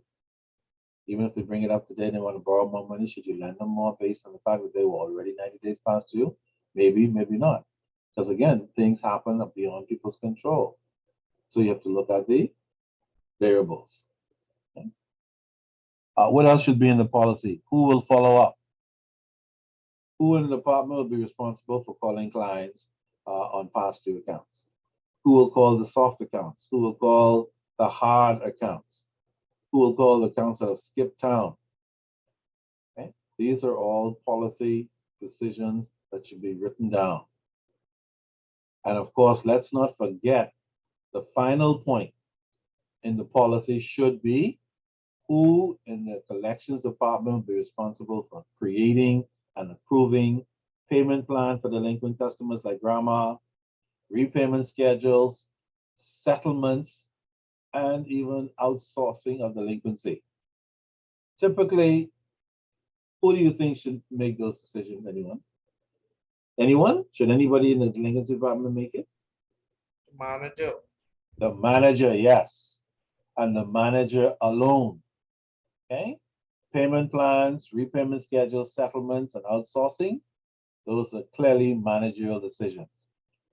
Collection officers, collection processors, whomever they might be, collection input clerks, none of those persons should be involved in step 4, period, because they require the expertise and the experience and the knowledge of such a manager who can make good, sound decisions in that department on behalf of the organization. Okay? So, of course, the policy is going to be much bigger than these 4 points, but any policy that doesn't clearly spell out the conditions of these 4 points will run into trouble. For sure. Even when you spell it out in the policy, we still have trouble, but at least you have a basis on which to operate. And anybody coming in collections and opening the policy will see what is expected of them, which is very important. That way you don't have everybody doing their own thing. Okay? All right, so with that policy position in mind, let's look at the 2 collection objectives. Again, like the 2 strategies, the objectives are critical. 1, every collections department should try to collect as much money as possible to meet the target. You're never going to get all of it, ever. As long as there are lenders, there'll be delinquency for one reason or another. So each month you set your target to collect and you seek to meet that target as much as possible. Second objective, to seek to reduce your overdue accounts to a minimum. Notice 0 is missing from that line, because if you work in delinquent department, you will hardly ever see 0 overdue accounts. And if you like your job, you don't want to see 0 anyway, because 0 delinquency accounts mean that they may no longer need a delinquency department, which of course in itself is not true, because even if you have a 0 balance this month, sooner or later, a group of people are going to become delinquent for one reason or another. But these objectives are good to keep in mind so you have a basis for the work you do and you do not stress yourself unnecessarily. Okay? Especially when it's time for setting targets. See, somebody said earlier about the heck with grandma, we have targets, and she's right. But again, we cannot operate in isolation. And so despite our targets, our very best efforts, sometimes things don't go according to plan. But why do we have targets in the first place? Just like in lending, Collectors have targets for two reasons. One, to measure their performance personally or their managers or supervisors. And secondly, to discipline themselves. If you have a target when you go to work every day, you're going to set up a plan to try and meet that monthly target. Sometimes by hook or by crook. Crook is not the way to do it. Some people still try the crooked, unacceptable, unethical way to do stuff. That's really not what you want to do in the interest of targets. But targets can drive people a little crazy. And sometimes if they're not realistic, or even if they are, they can cause people to do strange and crazy stuff. So targets are great, but we have to manage them and properly manage the people who are responsible for meeting them. And so while we're working on targets, everybody, we have to remember there are three basic rules in the follow-up process that you have to remember if you're in delinquency. One, collections are a continuous cycle. Do not think you're coming to the end of the road. It is a misnomer. It will not happen. Don't keep yourself up at night wondering when you have reached the end of the road. There is no such road. You're a hamster in a cage running around and around. Well, not quite, but you get the point. Okay? Collections are continuous. Because they're continuous, do not waste time. Point two, on what we call postmortems. When the month end roll around, if your target was 50 and you reach 40, celebrate the 40 and then go to point three. Whatever shortfall you have, take it into the new period and start again. If your boss doesn't like it, it's okay. They'll make you miserable for not meeting the target. But if you know that you put in your best efforts and you got 40 instead of 50, then carry the shortfall over. They don't like it, tell them you gave it your best shot and then show them your work to prove it. Simple as that. And if they still don't like it, like I'm bringing one of my family members and getting rid of you, then there's nothing you can do. Because that kind of patronage does not override no amount of work. But if you stick to this stuff, it'll make your task much more manageable.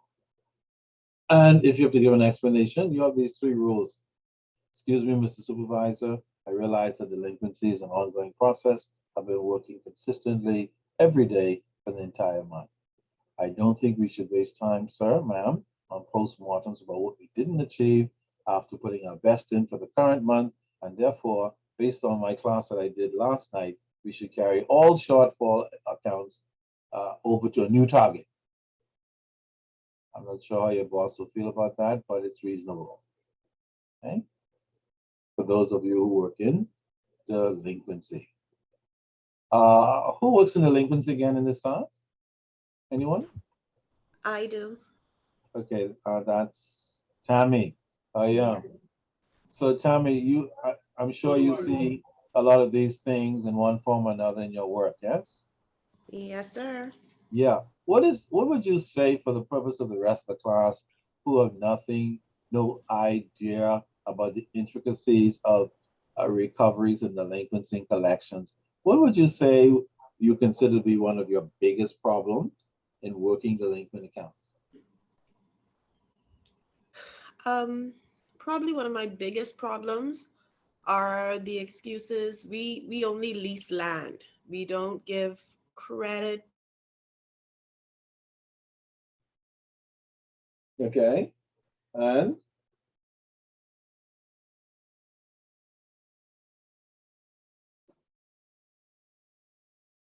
are we losing Tammy with all this great information coming? Are you there, Tammy? They have not paid. They have not received a statement, even though it's the same exact invoice. There's no change in their rent on their lease. It's a set fee. Right. Now we missed that part about you don't give loans, you do leases. Can you just tell us about that part again? We don't give loans per se. We used to quite a few years ago, Yes. but we lease property. So the tenants now are responsible. They either have annual or monthly rents that are due on their lease. Yes. Like I said, there's always an excuse as to why it isn't paid. The most common one is they haven't received a statement. They haven't gotten an invoice. But when you sign your lease, there's the amount that you're supposed to pay either annually or monthly that's in the Yeah. Yeah, folks always have an excuse when they don't pay. Interesting, even under lease arrangements where there's a clear position about how payment should be made and how much. But then the lease agreement is in some ways no different from a promissory note that you sign with a lender to pay, and then for some reason you don't pay. So yeah, they're not a direct lender, but they're still having problems with delinquency because people are not paying their lease payments on time. So how do you try to manage that process, Tammy? Well, right now I am the entire credit and collections department. Yes, Like I said, we just, started this little over a month ago now. right. So you're still new. I'm still fairly new, and there are a lot of issues that I've come across from Yes. the property department not communicating with the accounts department. Certain things, certain notes not put on somebody's file, or in QuickBooks, no notes have been made as to why, or we're supposed to issue a credit for some work, or they've worked on a barter system, but nothing was mentioned, but the person has email communications from us to them saying, okay, well, in lieu of payment, you can provide these services to us. Yes. And that's not communicated to the accounts department, so they're still sending out statements, invoices, not being aware that the person has some arrangement or credit that's supposed to be applied to their account. Yes. For those of you listening to Tammy Moss, make no mistake that her environment is not a pure lending environment, but her delinquency problems are unique, and they are delinquency problems. At the end of the day, whatever it is, money is outstanding.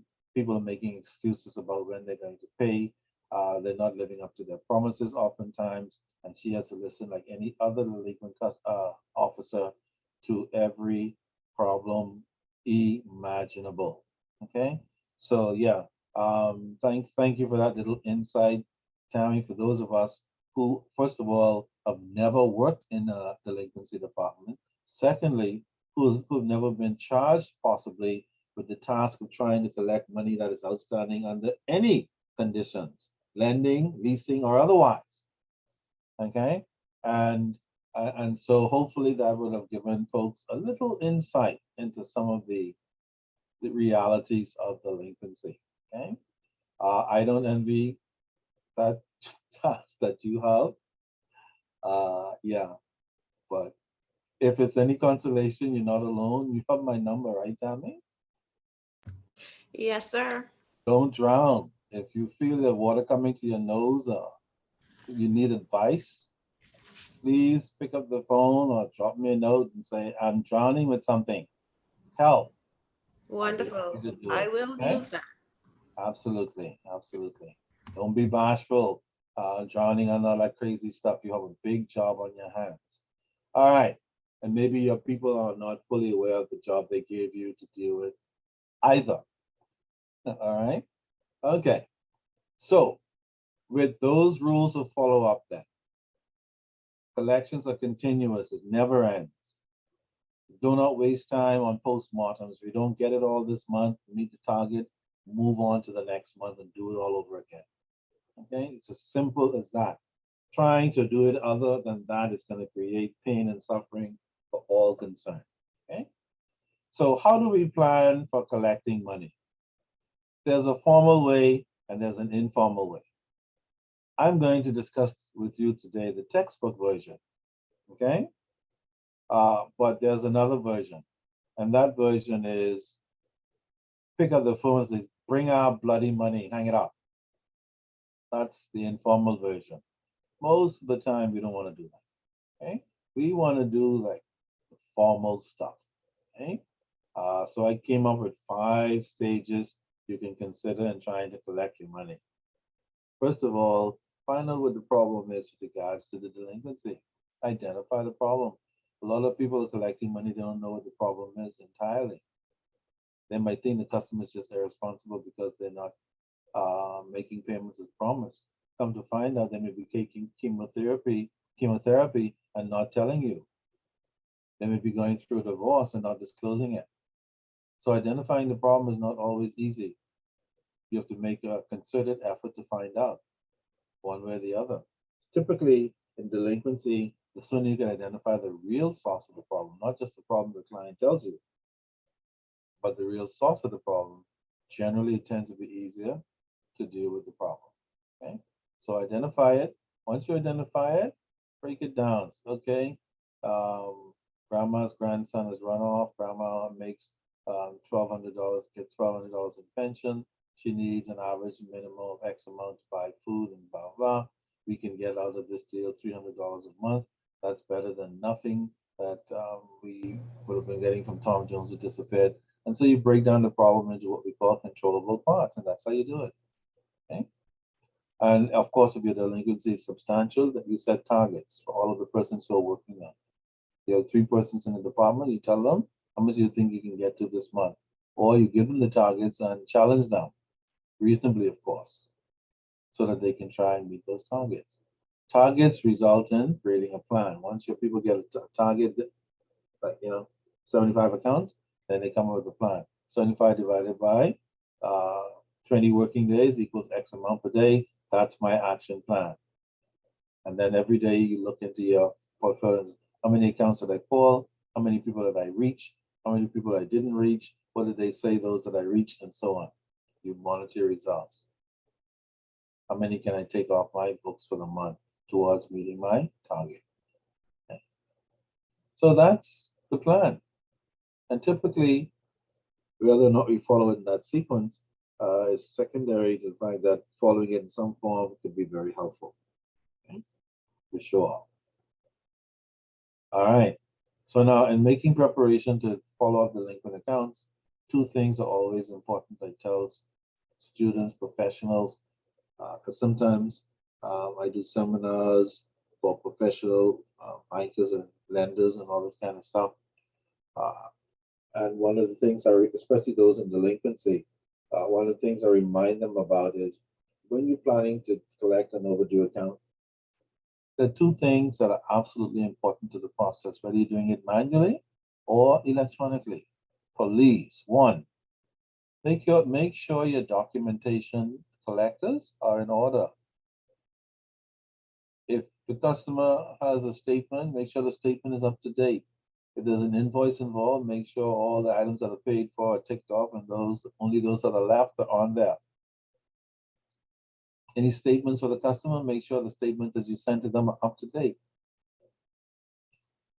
Because if you don't do that, and then you contact the customer and it says, well, I haven't gotten a statement in 3 months, then you're stuck. Customer says, you know what? Send me an up-to-date statement and call me back after that. So now you have a delay because the documentation was not good. You send the customer a statement, it's not accurate. Customer looks at it and says, you know what? I already made 2 payments. I don't see them on the statement. Call me back when you send me an up-to-date statement with the posting. So all of a sudden, documentation issues are drowning your collection efforts to death. So that's 2 separate occasions when you should have been trying to get the customer to come in to make a payment that you cannot even get them past first base because your documentation stinks. Happens all the time. And some customers are smart, especially if they are seasoned delinquent customers. They know how to delay the process. Send me an up-to-date statement. The statement doesn't look correct. Please talk to me about whether it is correct. Show me all the evidence. All of these are stalling tactics for some customers. This invoice is not the same one. Do you have any aged accounts so that you can send me so I can see whether it's 30, 60, and all kinds of tactics to slow down the payment process? I put in the check in the mail. You didn't get it? Check your mail again. I did it. I swear I did it, and so on. Okay? Documentation is crucial. The other thing, in all your planning for delinquency, please make sure your recording process is in order. Anybody who you touch base with on the phone, by letter, or by visit, you have to record what you did.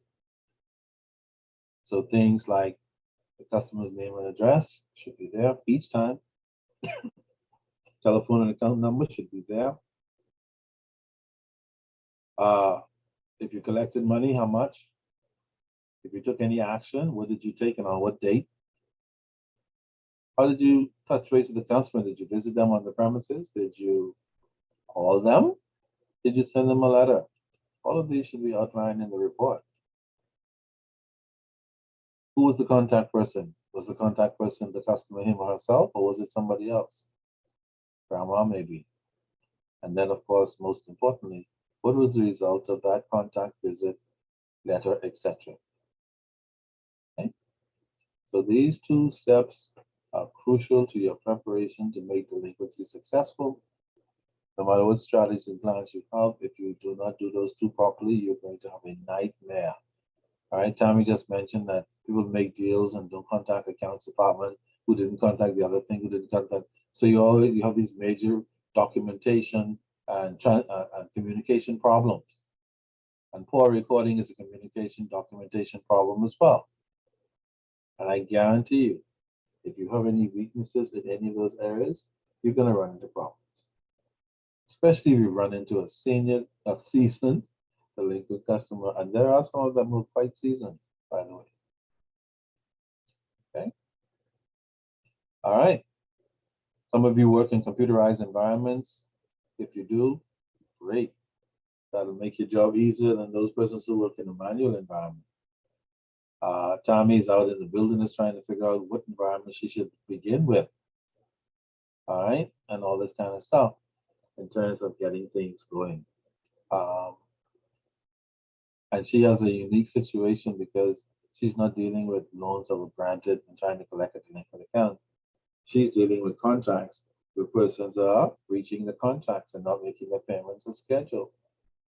Granted, trying to get money in on schedule could and is just as hectic as trying to get money in for loans that have been granted. Okay. If you work in a computerized environment, make your life a little easier. You can create a master file with all the account numbers, the mailing list of all the clients, any verification that you've done, you have all of that in your master file. Other things for the master file are credit and debit memos.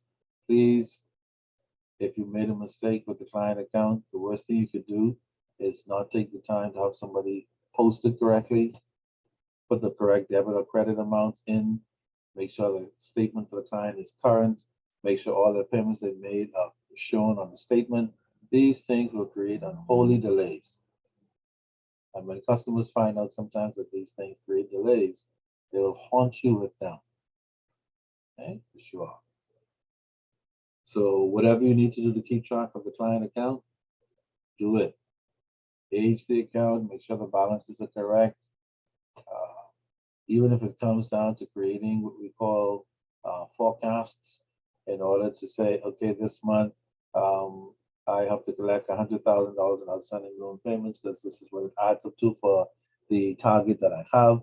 All right, and so you set out a little chart to forecast how much you expect to get on which day. The point I'm making is the whole process can involve a lot of significant things, and depending on what kind of delinquency you're doing, it can be very helpful.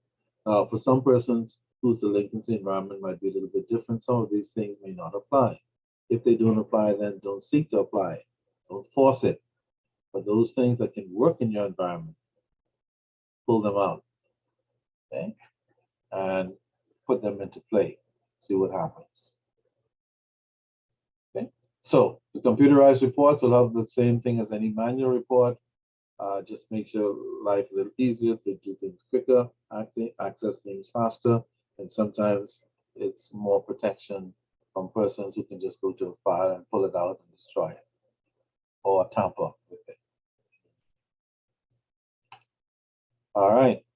Now, for those of you who are in Tammy's position now or in the future, let me just say right off the top that the reasons why customers don't make payments I've discovered are 4 reasons. There might be more, but I've tested this for quite some time, these 4 reasons. And I've discovered that reasons why clients do not pay in any capacity is for one of the 4, or 2, or 3, or all 4 reasons, God forbid. But it's certainly one of these. I've often challenged persons that if they can find a 5th reason, maybe I'll buy them a lunch they cannot afford or something. Okay? So, reason number 1 why customers don't pay. Well, they're unable to pay. I think we all have an idea about that. They're unable to pay because of the pandemic. They're unable to pay because of unemployment, illness. They died. How about that? Whatever it is, these are all reasons why they are unable to pay. And if you're a collector, you better find out if inability is the reason and which reason it is. Otherwise, you'll find yourself sweating and working hard and then eventually stumbling on the reason that could have saved you a lot of pain and suffering at the very beginning. If only you were able to determine that it was inability and which inability it was.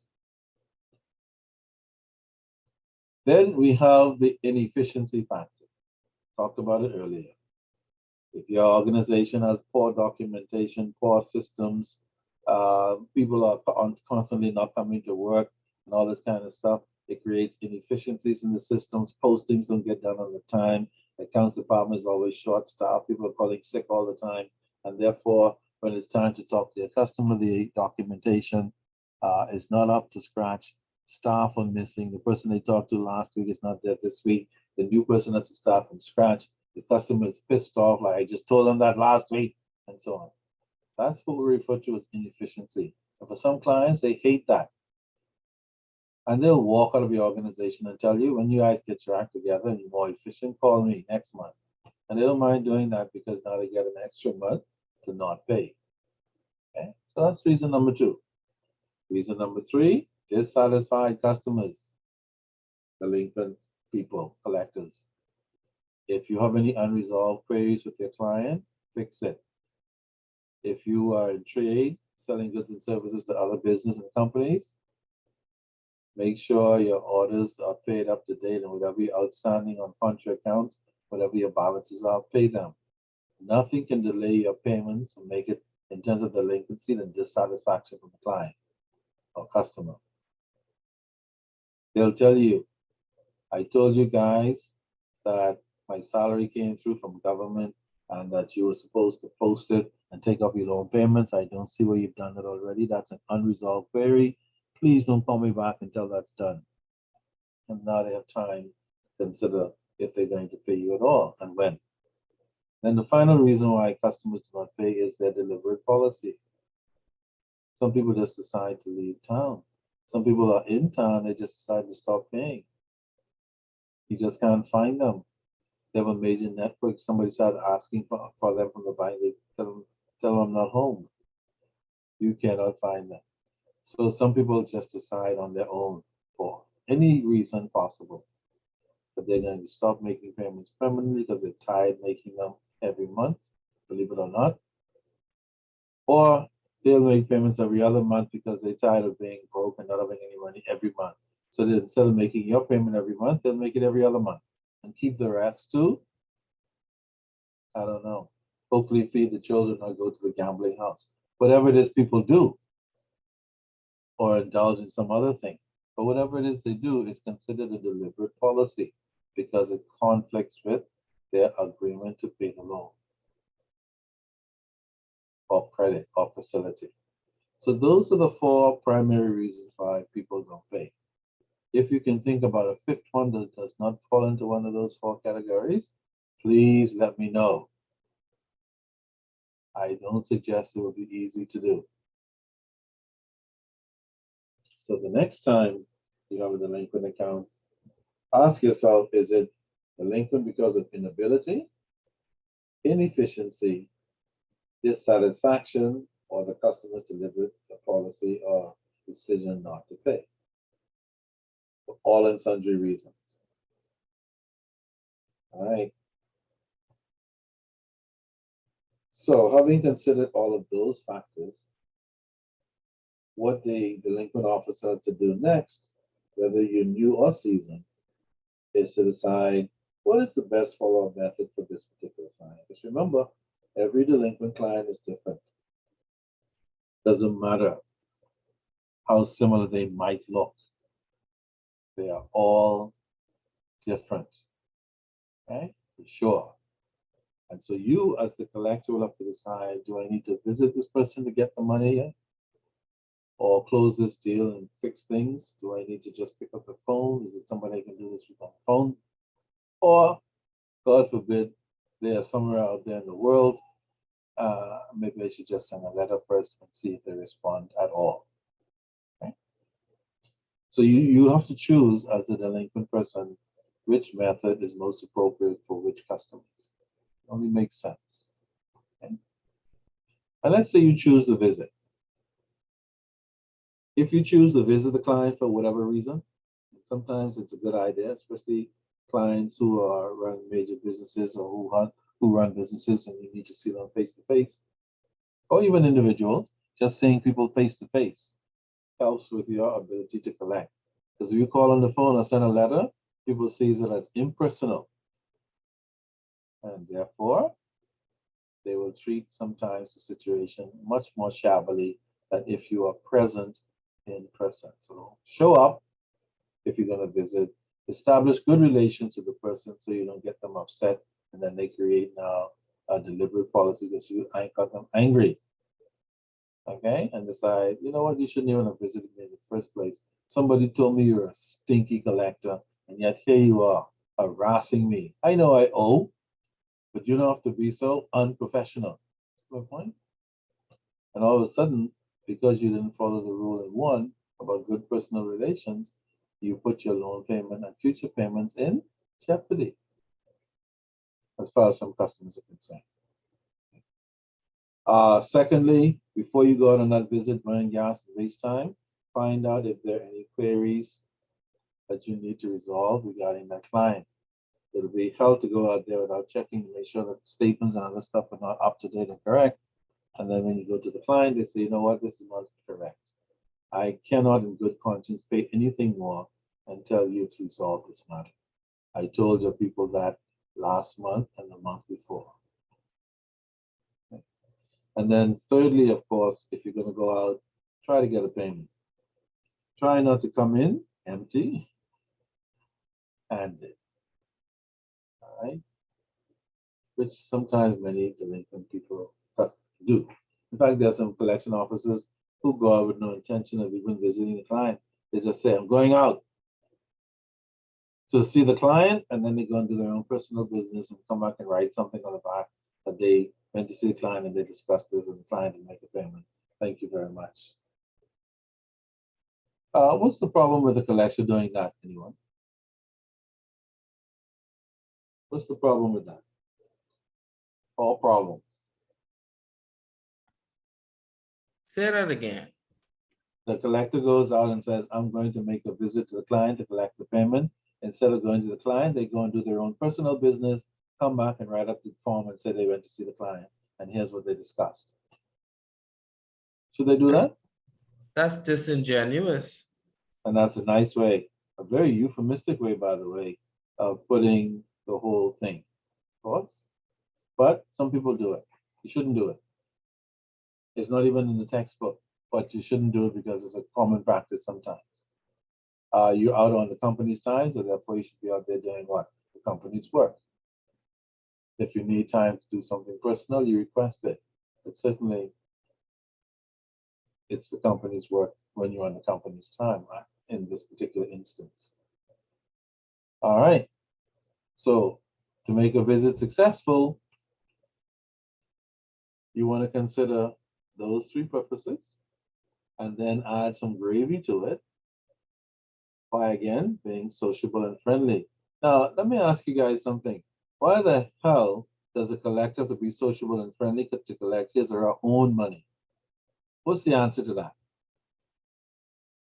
And as a matter of fact, while you're thinking about that, be sociable and friendly, tactful and diplomatic, determined and patient and flexible. How about that? Throw all that in the pot. Why should you have to be all that to get your own money? I think as collectors, you should be like that because number one, you don't know what situation that particular client is in. You don't know their circumstance. You don't know the reason why they may have been delinquent and they got to this place, or that you don't know what's going on with them. And some people just Correct. need a listening ear. Correct. And so therefore you have to go there. Yes, you came there for objective, yes, to get your money. But at the end of the day, you may end up being a counselor. Or worse, injured. That too. Of course. A lot of the collection people are injured or worse because they ran into a very feisty or otherwise delinquent customer. And part of the reason is exactly what you said. People have other problems when you go to visit. You better try those social skills first, just in case you run into, somebody who's totally stressed or a total maniac that you don't discover until you go out to collect your payment. Okay? So yes, you're absolutely right. Those things are critical. And any collector worth their salt will go out and take the professional approach first. Okay, always. You might be frustrated as a collector. You've already gotten 10 promises for the day. You're not meeting your target to collect X amount in payments for the month. And so the frustration is sitting in. And so you decide the next person who comes off with this stuff, I'm going to explode, which of course you should not do. As long as you're working, your job is to be professional at all times, despite your frustrations and those that are provided and rained on you by the customer. You feel it coming on, go into a room, get over it, and then go back out. But you should be the consummate professional, even with delinquent accounts, for sure. Chances are you'll get better results anyway, for the most part, if you follow those sociable, friendly, tactful, diplomatic, patient, and flexible. They actually work. Even though they seem a little wimpy in principle to some people, in practice, they work. In practice, they work for things other than delinquency as well, by the way. All right. Enough yapping. That also will help with good customer service, though. Of course. When you operate in these same characteristics. Yeah, let's not forget, very good point, that even though you're going out to collect a delinquent account or accounts, you still represent your company and you want to maintain that kind of relationship, even if your client is delinquent. Because remember, if you mistreat a delinquent client because they passed you, they will tell other people that you're an absolute dog. And if they're thinking about borrowing money from there, don't go. And if they know anybody who works in any family members, says it, move your account. They treated me like dirt, or whatever the case might be. So that is indeed a good point that we all need to consider in the delinquency department.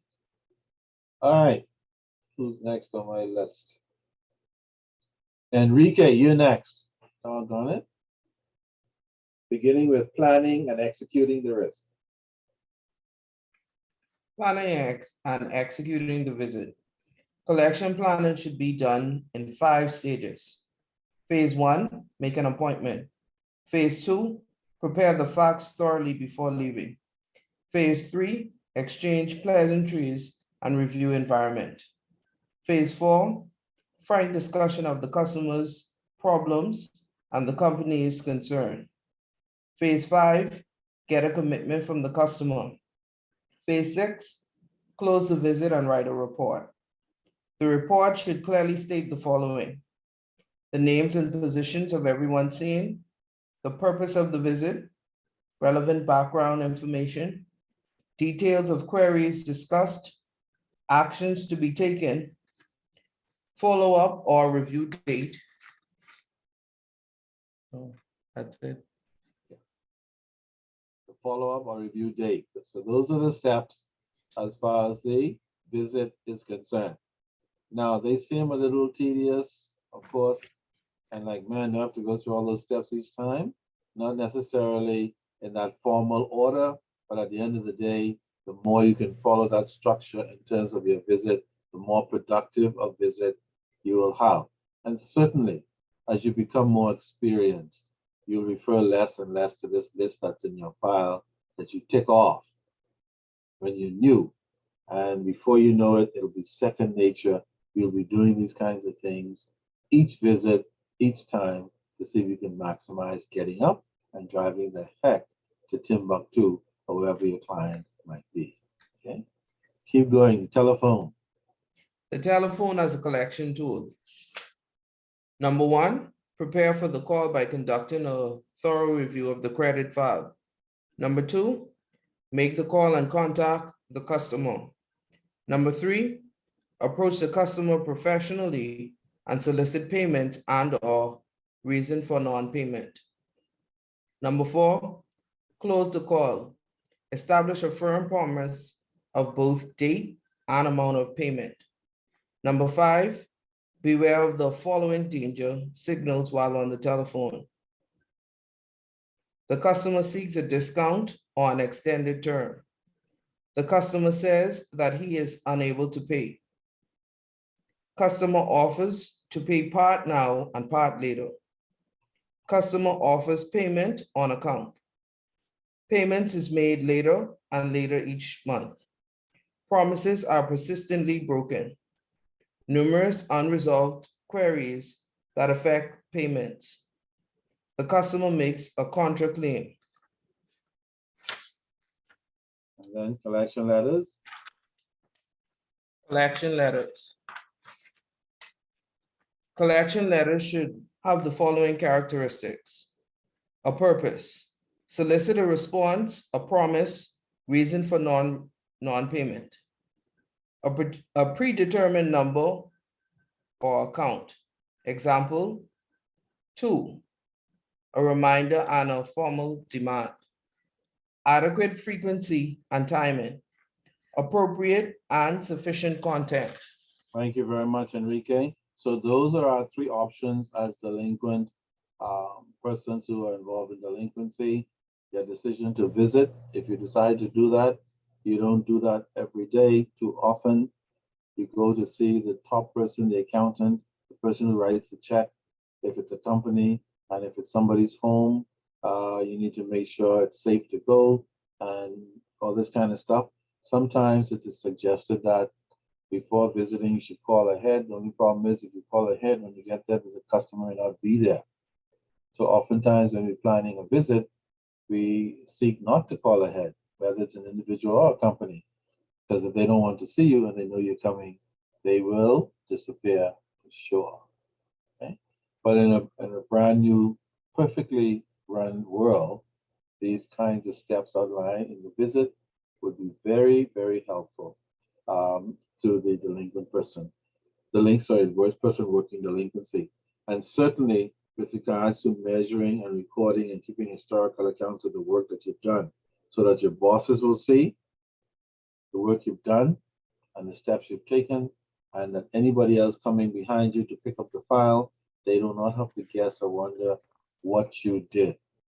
You're following the plan for the visit, and if you follow and execute accordingly, there should be no want for information as to who did it and what your plan was when you did this work. Very important stuff. Okay? If you're going to use the telephone, still prepare. Sorry? I gave my mommy boy chicken. If you're going to use the telephone, still prepare, still check the credit file, make sure everything in the credit file is in order. So if the customer asks you a question about their account, you can answer. When you call, try to make sure you're talking to the customer. Sometimes other people answer and act like the customer. Sometimes the customer tell them if anybody calls, you act like you're me, especially if they think you don't know their voice. So making contact is not just because you made the call. Sometimes the person you're talking to is not the customer, believe it or not. Some delinquent customers are smarter and sharper and more evasive than you think. Okay?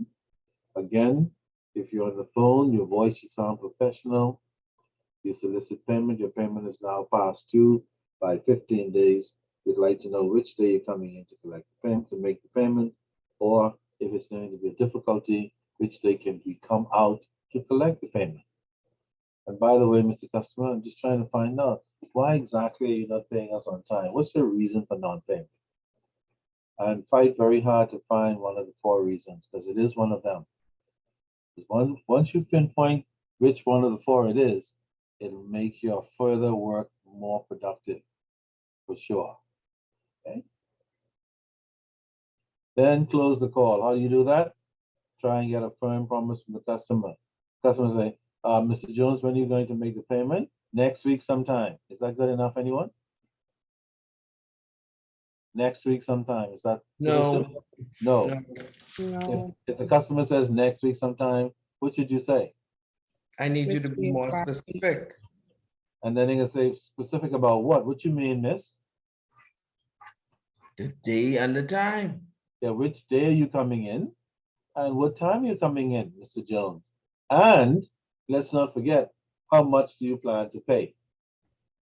See, you have to find out if you can get that stuff before the phone call is done.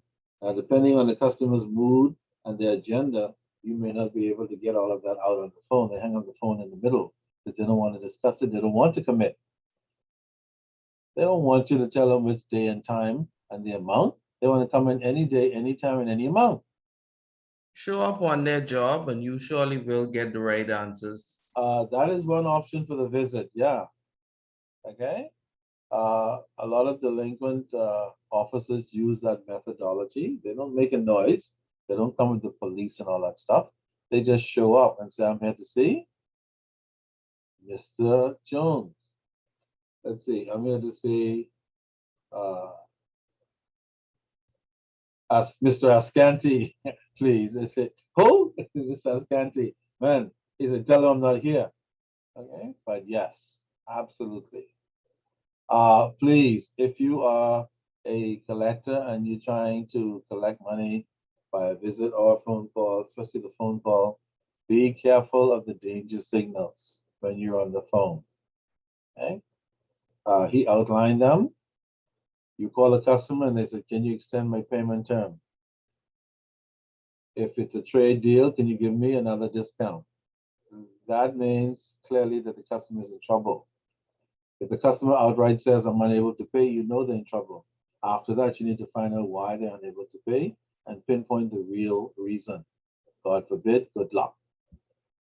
If a customer offers to pay some now and some later, you know they're having cash flow problems. These are all things you can pick up on the phone, even if they don't tell you. Okay. Can I make a payment on the account when I get the money? That means they're perhaps having cash flow problems again. Every month the payment is made later and later, that's never good. Sooner or later, it's going to be all the way down there late, 3 months, 4 months. Okay. Promises are persistently broken. Pretty easy to pick up when you're on the phone. Mr. Jones, you said that last week. And by the way, you said that the week before. And according to my immaculate notes that I keep, you said it the week before that as well. Okay? Persistently. Notice an occasional broken promise is not considered a problem. Persistent promises that are broken, that's where the problem lies. Okay? Unresolved queries. If you don't resolve customer queries, customer will use that to delay the payment process. Excuse me, Mr. Jones, you're calling me for payment. Did you ever get that payment posted I said was coming from the Ministry of Finance? And now you're in a panic because you know the Ministry of Finance people are on strike. So, oh my God. And if you can't say that you have, then the client, if they're shrewd enough or otherwise, will say, you know, every time I ask you guys to fix something in your own interest, you don't do it and cause me to have to make my payment late. I told you people the last time, if you do not fix and resolve these concerns I have with the financial institutions, I am continually going to pay late or not at all. And then, of course, the counterclaim by the customer, where you say, Mr. Jones at the bank, can you tell me my payment, my arrears is? You said $750. And they said, well, according to my record, it should be $250. So there's a counterclaim. And now all of a sudden, everybody has to go out and find out how to resolve this counterclaim or this contra claim. Sometimes it's not that easy. If in the event you decide to send a letter, letters are usually sent not necessarily locally in a place as small as the Bahamas, even though you could, if you think it will have some psychological effect on the person, sometimes it does. The key is, once you decide to send a letter, you have to make sure that the letter has a purpose.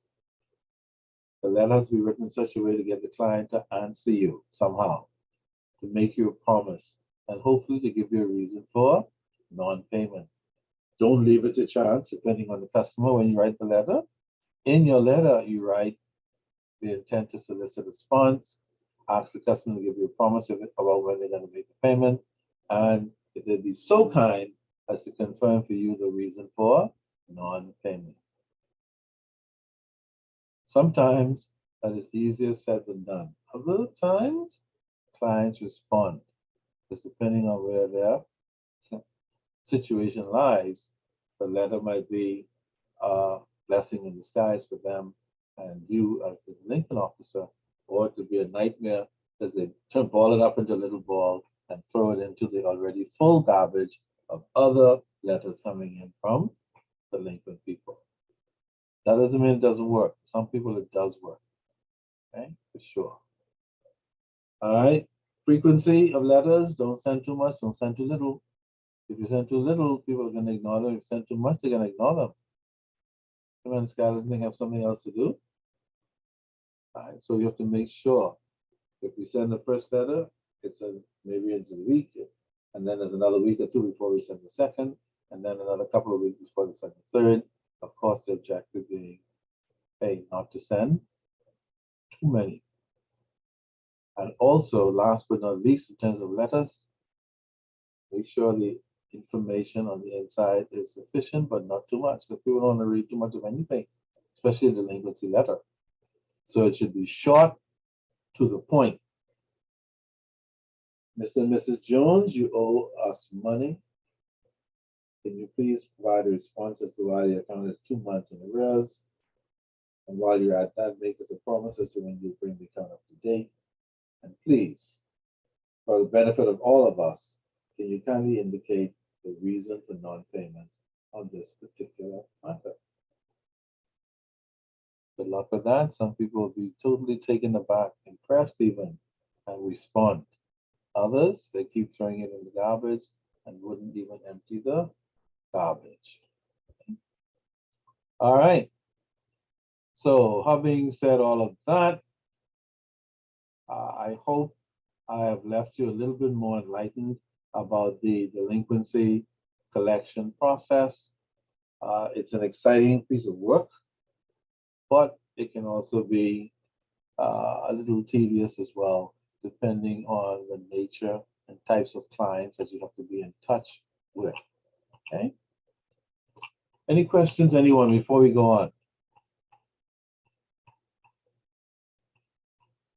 All right. So then we can take the next few minutes that we have and look at a couple of sample letters for you guys who write letters within the group. If you might see something in these letters that you can augment your letters with currently or in the future. So don't throw them away too quickly. Then it becomes useful at some point, especially if you work in the delinquency or planning to go there. Okay, let's see who's on my. Nikita, are you there?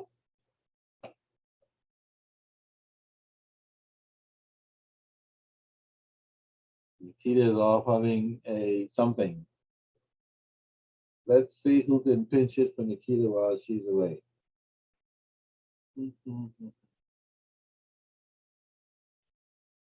Okay, Georgina, are you still there?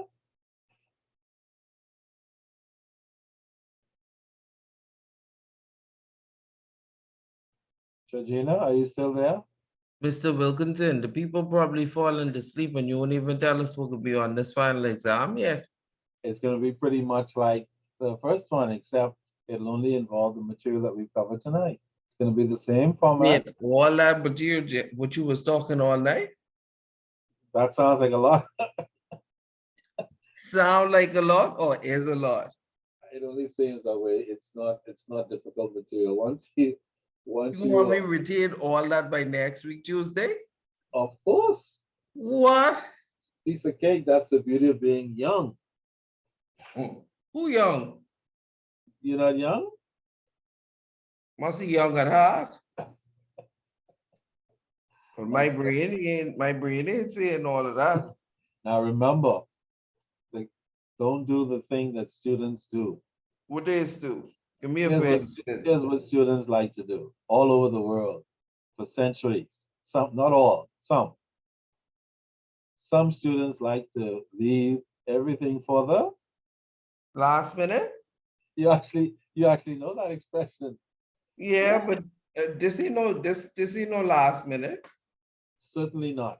But if you, let's say, let's do some delinquency stuff. Let's say you have about 15 pages, that's for argument purposes. And today is what? You have 7 days to do it, excluding tonight. 7 good days. Okay? Then what you do is you take the 7 days and divide it by the 15 pages. That means you only have 2 pages per day to Funny. review. You funny. And then, You tell me I should have been a comedian. You funny. and then to make matters even better for you, when the weekend that's coming up this week comes along, don't plan anything of any significance. Is Only that do so? something if it's absolutely important. And then you spend the whole of your Saturday and the whole of your Sunday between naps and rest periods just reviewing. I know. And then imagine if you do even a fraction of that suggestion, when exam time rolls around, you'll be like, man, this is a piece of cake. I should have done this for my midterm. Wow. That's the secret. For this particular exam and going forward, trust me, if you do that, it works. Okay? All right. So Georgina is off having tea. Let's see. Tanika, are you there? Tanika done dive. Go. Yes, I'm here. Today, I was just about to Be at the say, bottom of the ocean picking up lobster. How good milks. I was about to say, it looks like it's only me and Enrique hanging out tonight. Okay, Tanika, we're almost there. Do you have the page that has collection follow-up, Tanika? Collection follow-up, yes. Great, great, great. Why don't you start there? The best time to initiate. The best time to initiate pursuit of outstanding balances is immediately. Yeah, As an account gets further behind, the balance often increases, while the chances of collection decrease. The person who owes a few $100s today is not likely to be yeah. in better shape to pay next week or the week after than right now. Now is the time to start enforcing a rigid collection policy, making whatever chances agreements are necessary to be sure that you receive the money due to you in a reasonable period of time. Don't be reluctant. Many businesses are reluctant to enforce strict collection procedures. The reason for this are several, and none of them are valid. Some people simply are embarrassed to ask for money, even though it is owed to them. Other express concerns that they might alienate a good customer and perhaps lose an account. The opposite is true. How good is an account if the bills are not paid? Even more important, the customer owing you a large balance may be reluctant to do more business with you until the account is cleared. You have not only lost your money, you have also lost a customer. Some companies feel that rigorous enforcement of a collection. before you go on, let me just say that in case you guys haven't noticed, that what she's read so far from this page seems to be a little more vicious than some of the previous pages. Once we get to this page, you notice it's kind of a no-nonsense page. Get it now. Don't be bashful. It's your money. Don't worry about what they say. Pursue your payment. So the tone has changed slightly in terms of the kind of direct approach that is oftentimes required in delinquency collection. Because sometimes if you go purring like a pussycat trying to get delinquency payments done, your results will not always be so good. Does that mean you should roar like a lion each time? No. But sometimes you have to find that middle ground, which is where she's at now. If you notice the language in trying to get the payment. And then this also depends on the nature and type of customer that you are dealing with. Okay, keep going. Okay. Some companies feel that rigorous enforcement of a collection policy can damage their reputation. Viewed locally, would you conclude that a person who owes you money is likely to spread this news around town? Collection follow-up. Whether or not your business chooses or use cash discounts or delinquent charges, a systematic follow-up procedure should be employed with all past due accounts. Usually, this will take the form of a series of letters or telephone calls, both as required. First collection letter. When an account becomes approximately 15 days past due, the customer should be sent the first collection letter. Since the account cannot be considered seriously delinquent at this time, the tone of the letter should be moderate. Later letters should establish a firmer tone so that the customer is made aware of the seriousness of the situation. Okay, and of course you have an example of the 15-day letter. Please take a look at it during your review. It is certainly a letter that might be useful for some people, even in practice down the road. Okay, keep going. Read the letter? No, skip the letter. Read the letter on your own. Oh, okay. So as you notice, the tone of each letter becomes progressively stronger with suggestions of more serious action introduced in each case. The tone that you would want to establish is such dunning letters will often depend upon the type of relationship that you maintain with your customers. However, the ground rules should be clear. Past due accounts should not be ignored. Telephone. Frequently, an even more persuasive approach is through use of the telephone. The ground rules are basically the same.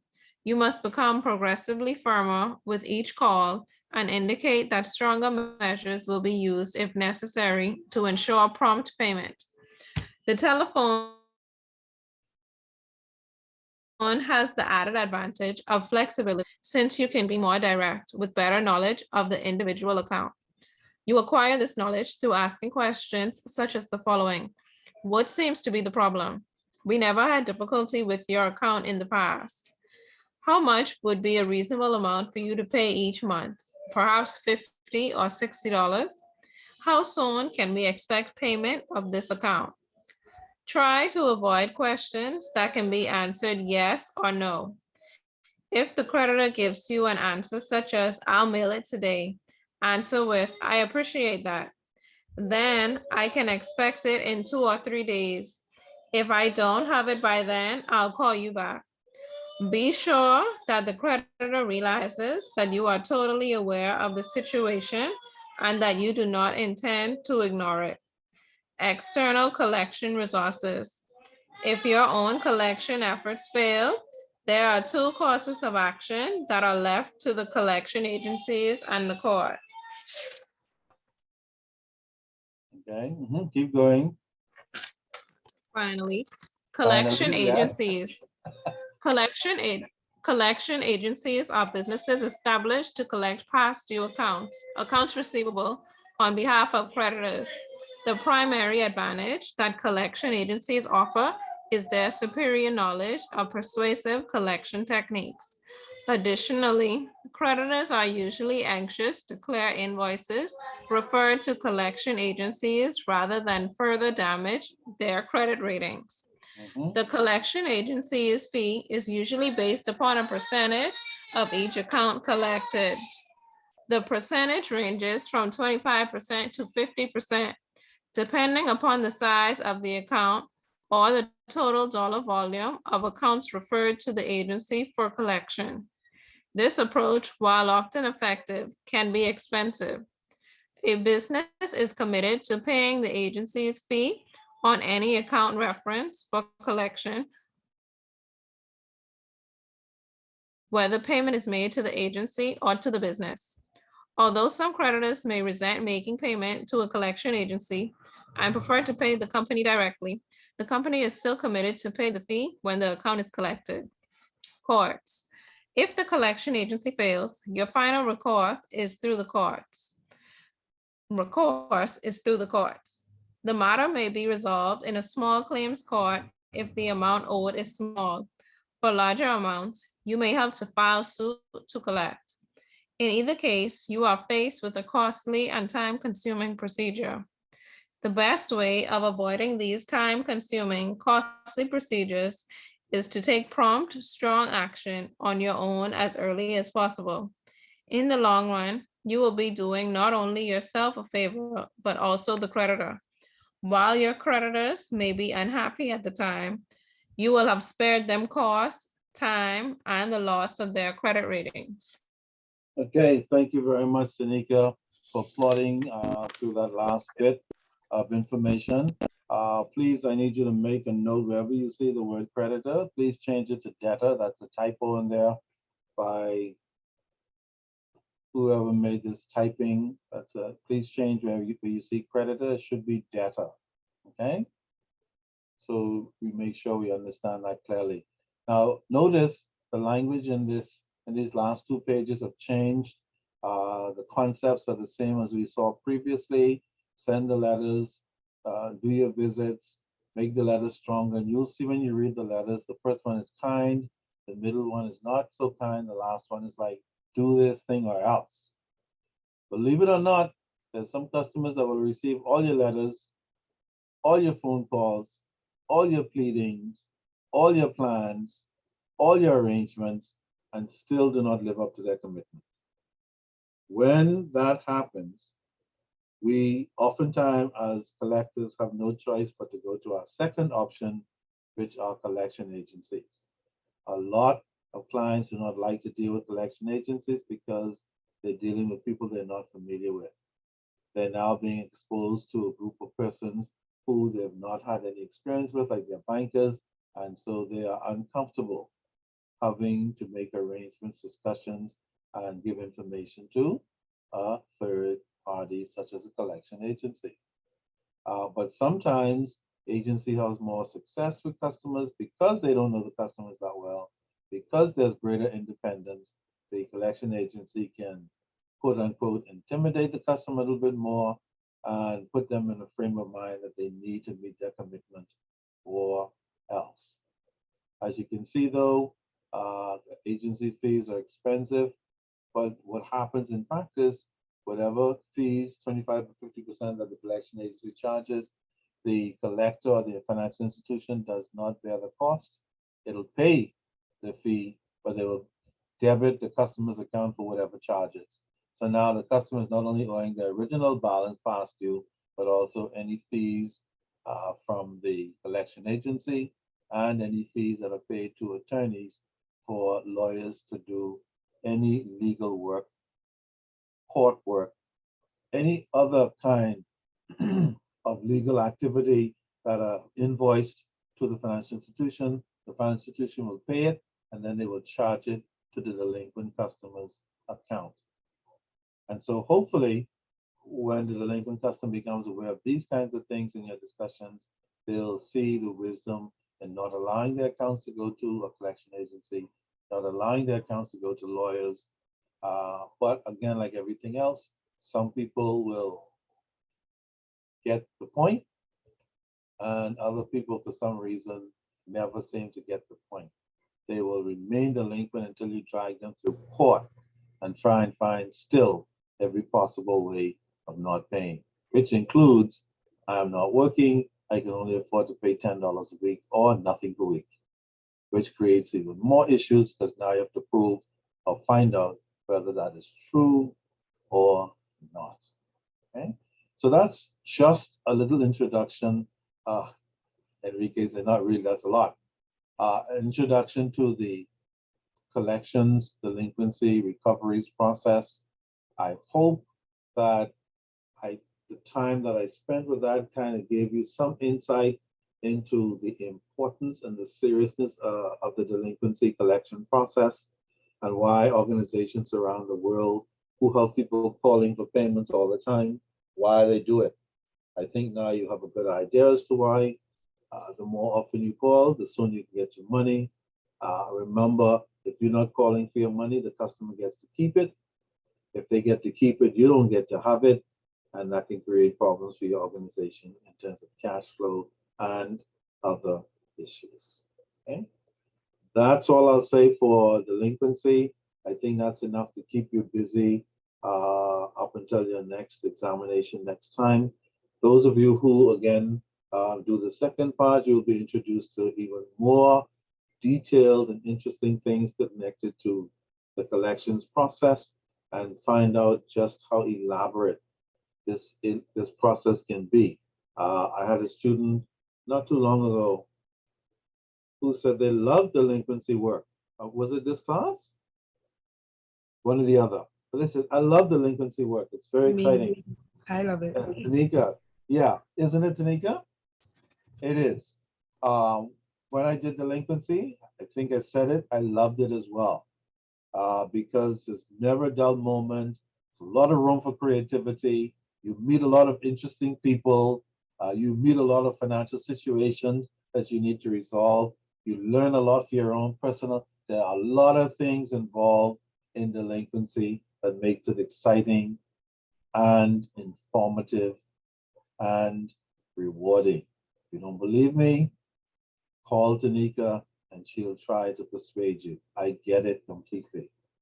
All right, so that's where we stop tonight. Again, next week you will only be tested on what we've covered tonight.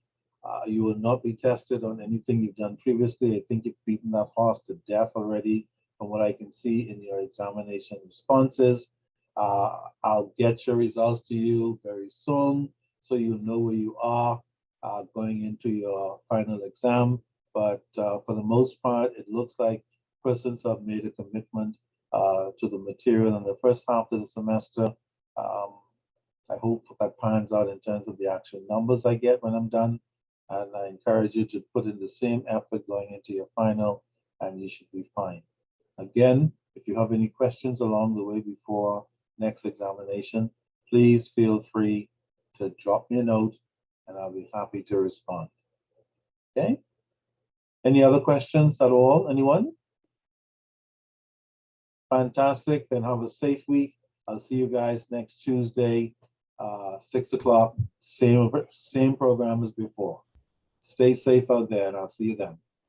Mr. Wilkinson. Yes, one more honey. question. Mhm. Next week's exam is in person as well? Yes, it is indeed. Only those persons who are overseas will be doing it virtually, but those who are here will be in person again. Alrighty. Okay? Thank you. You're quite welcome. All right, you're quite welcome. Good luck with your review, and see you guys next week. Be safe out there, please.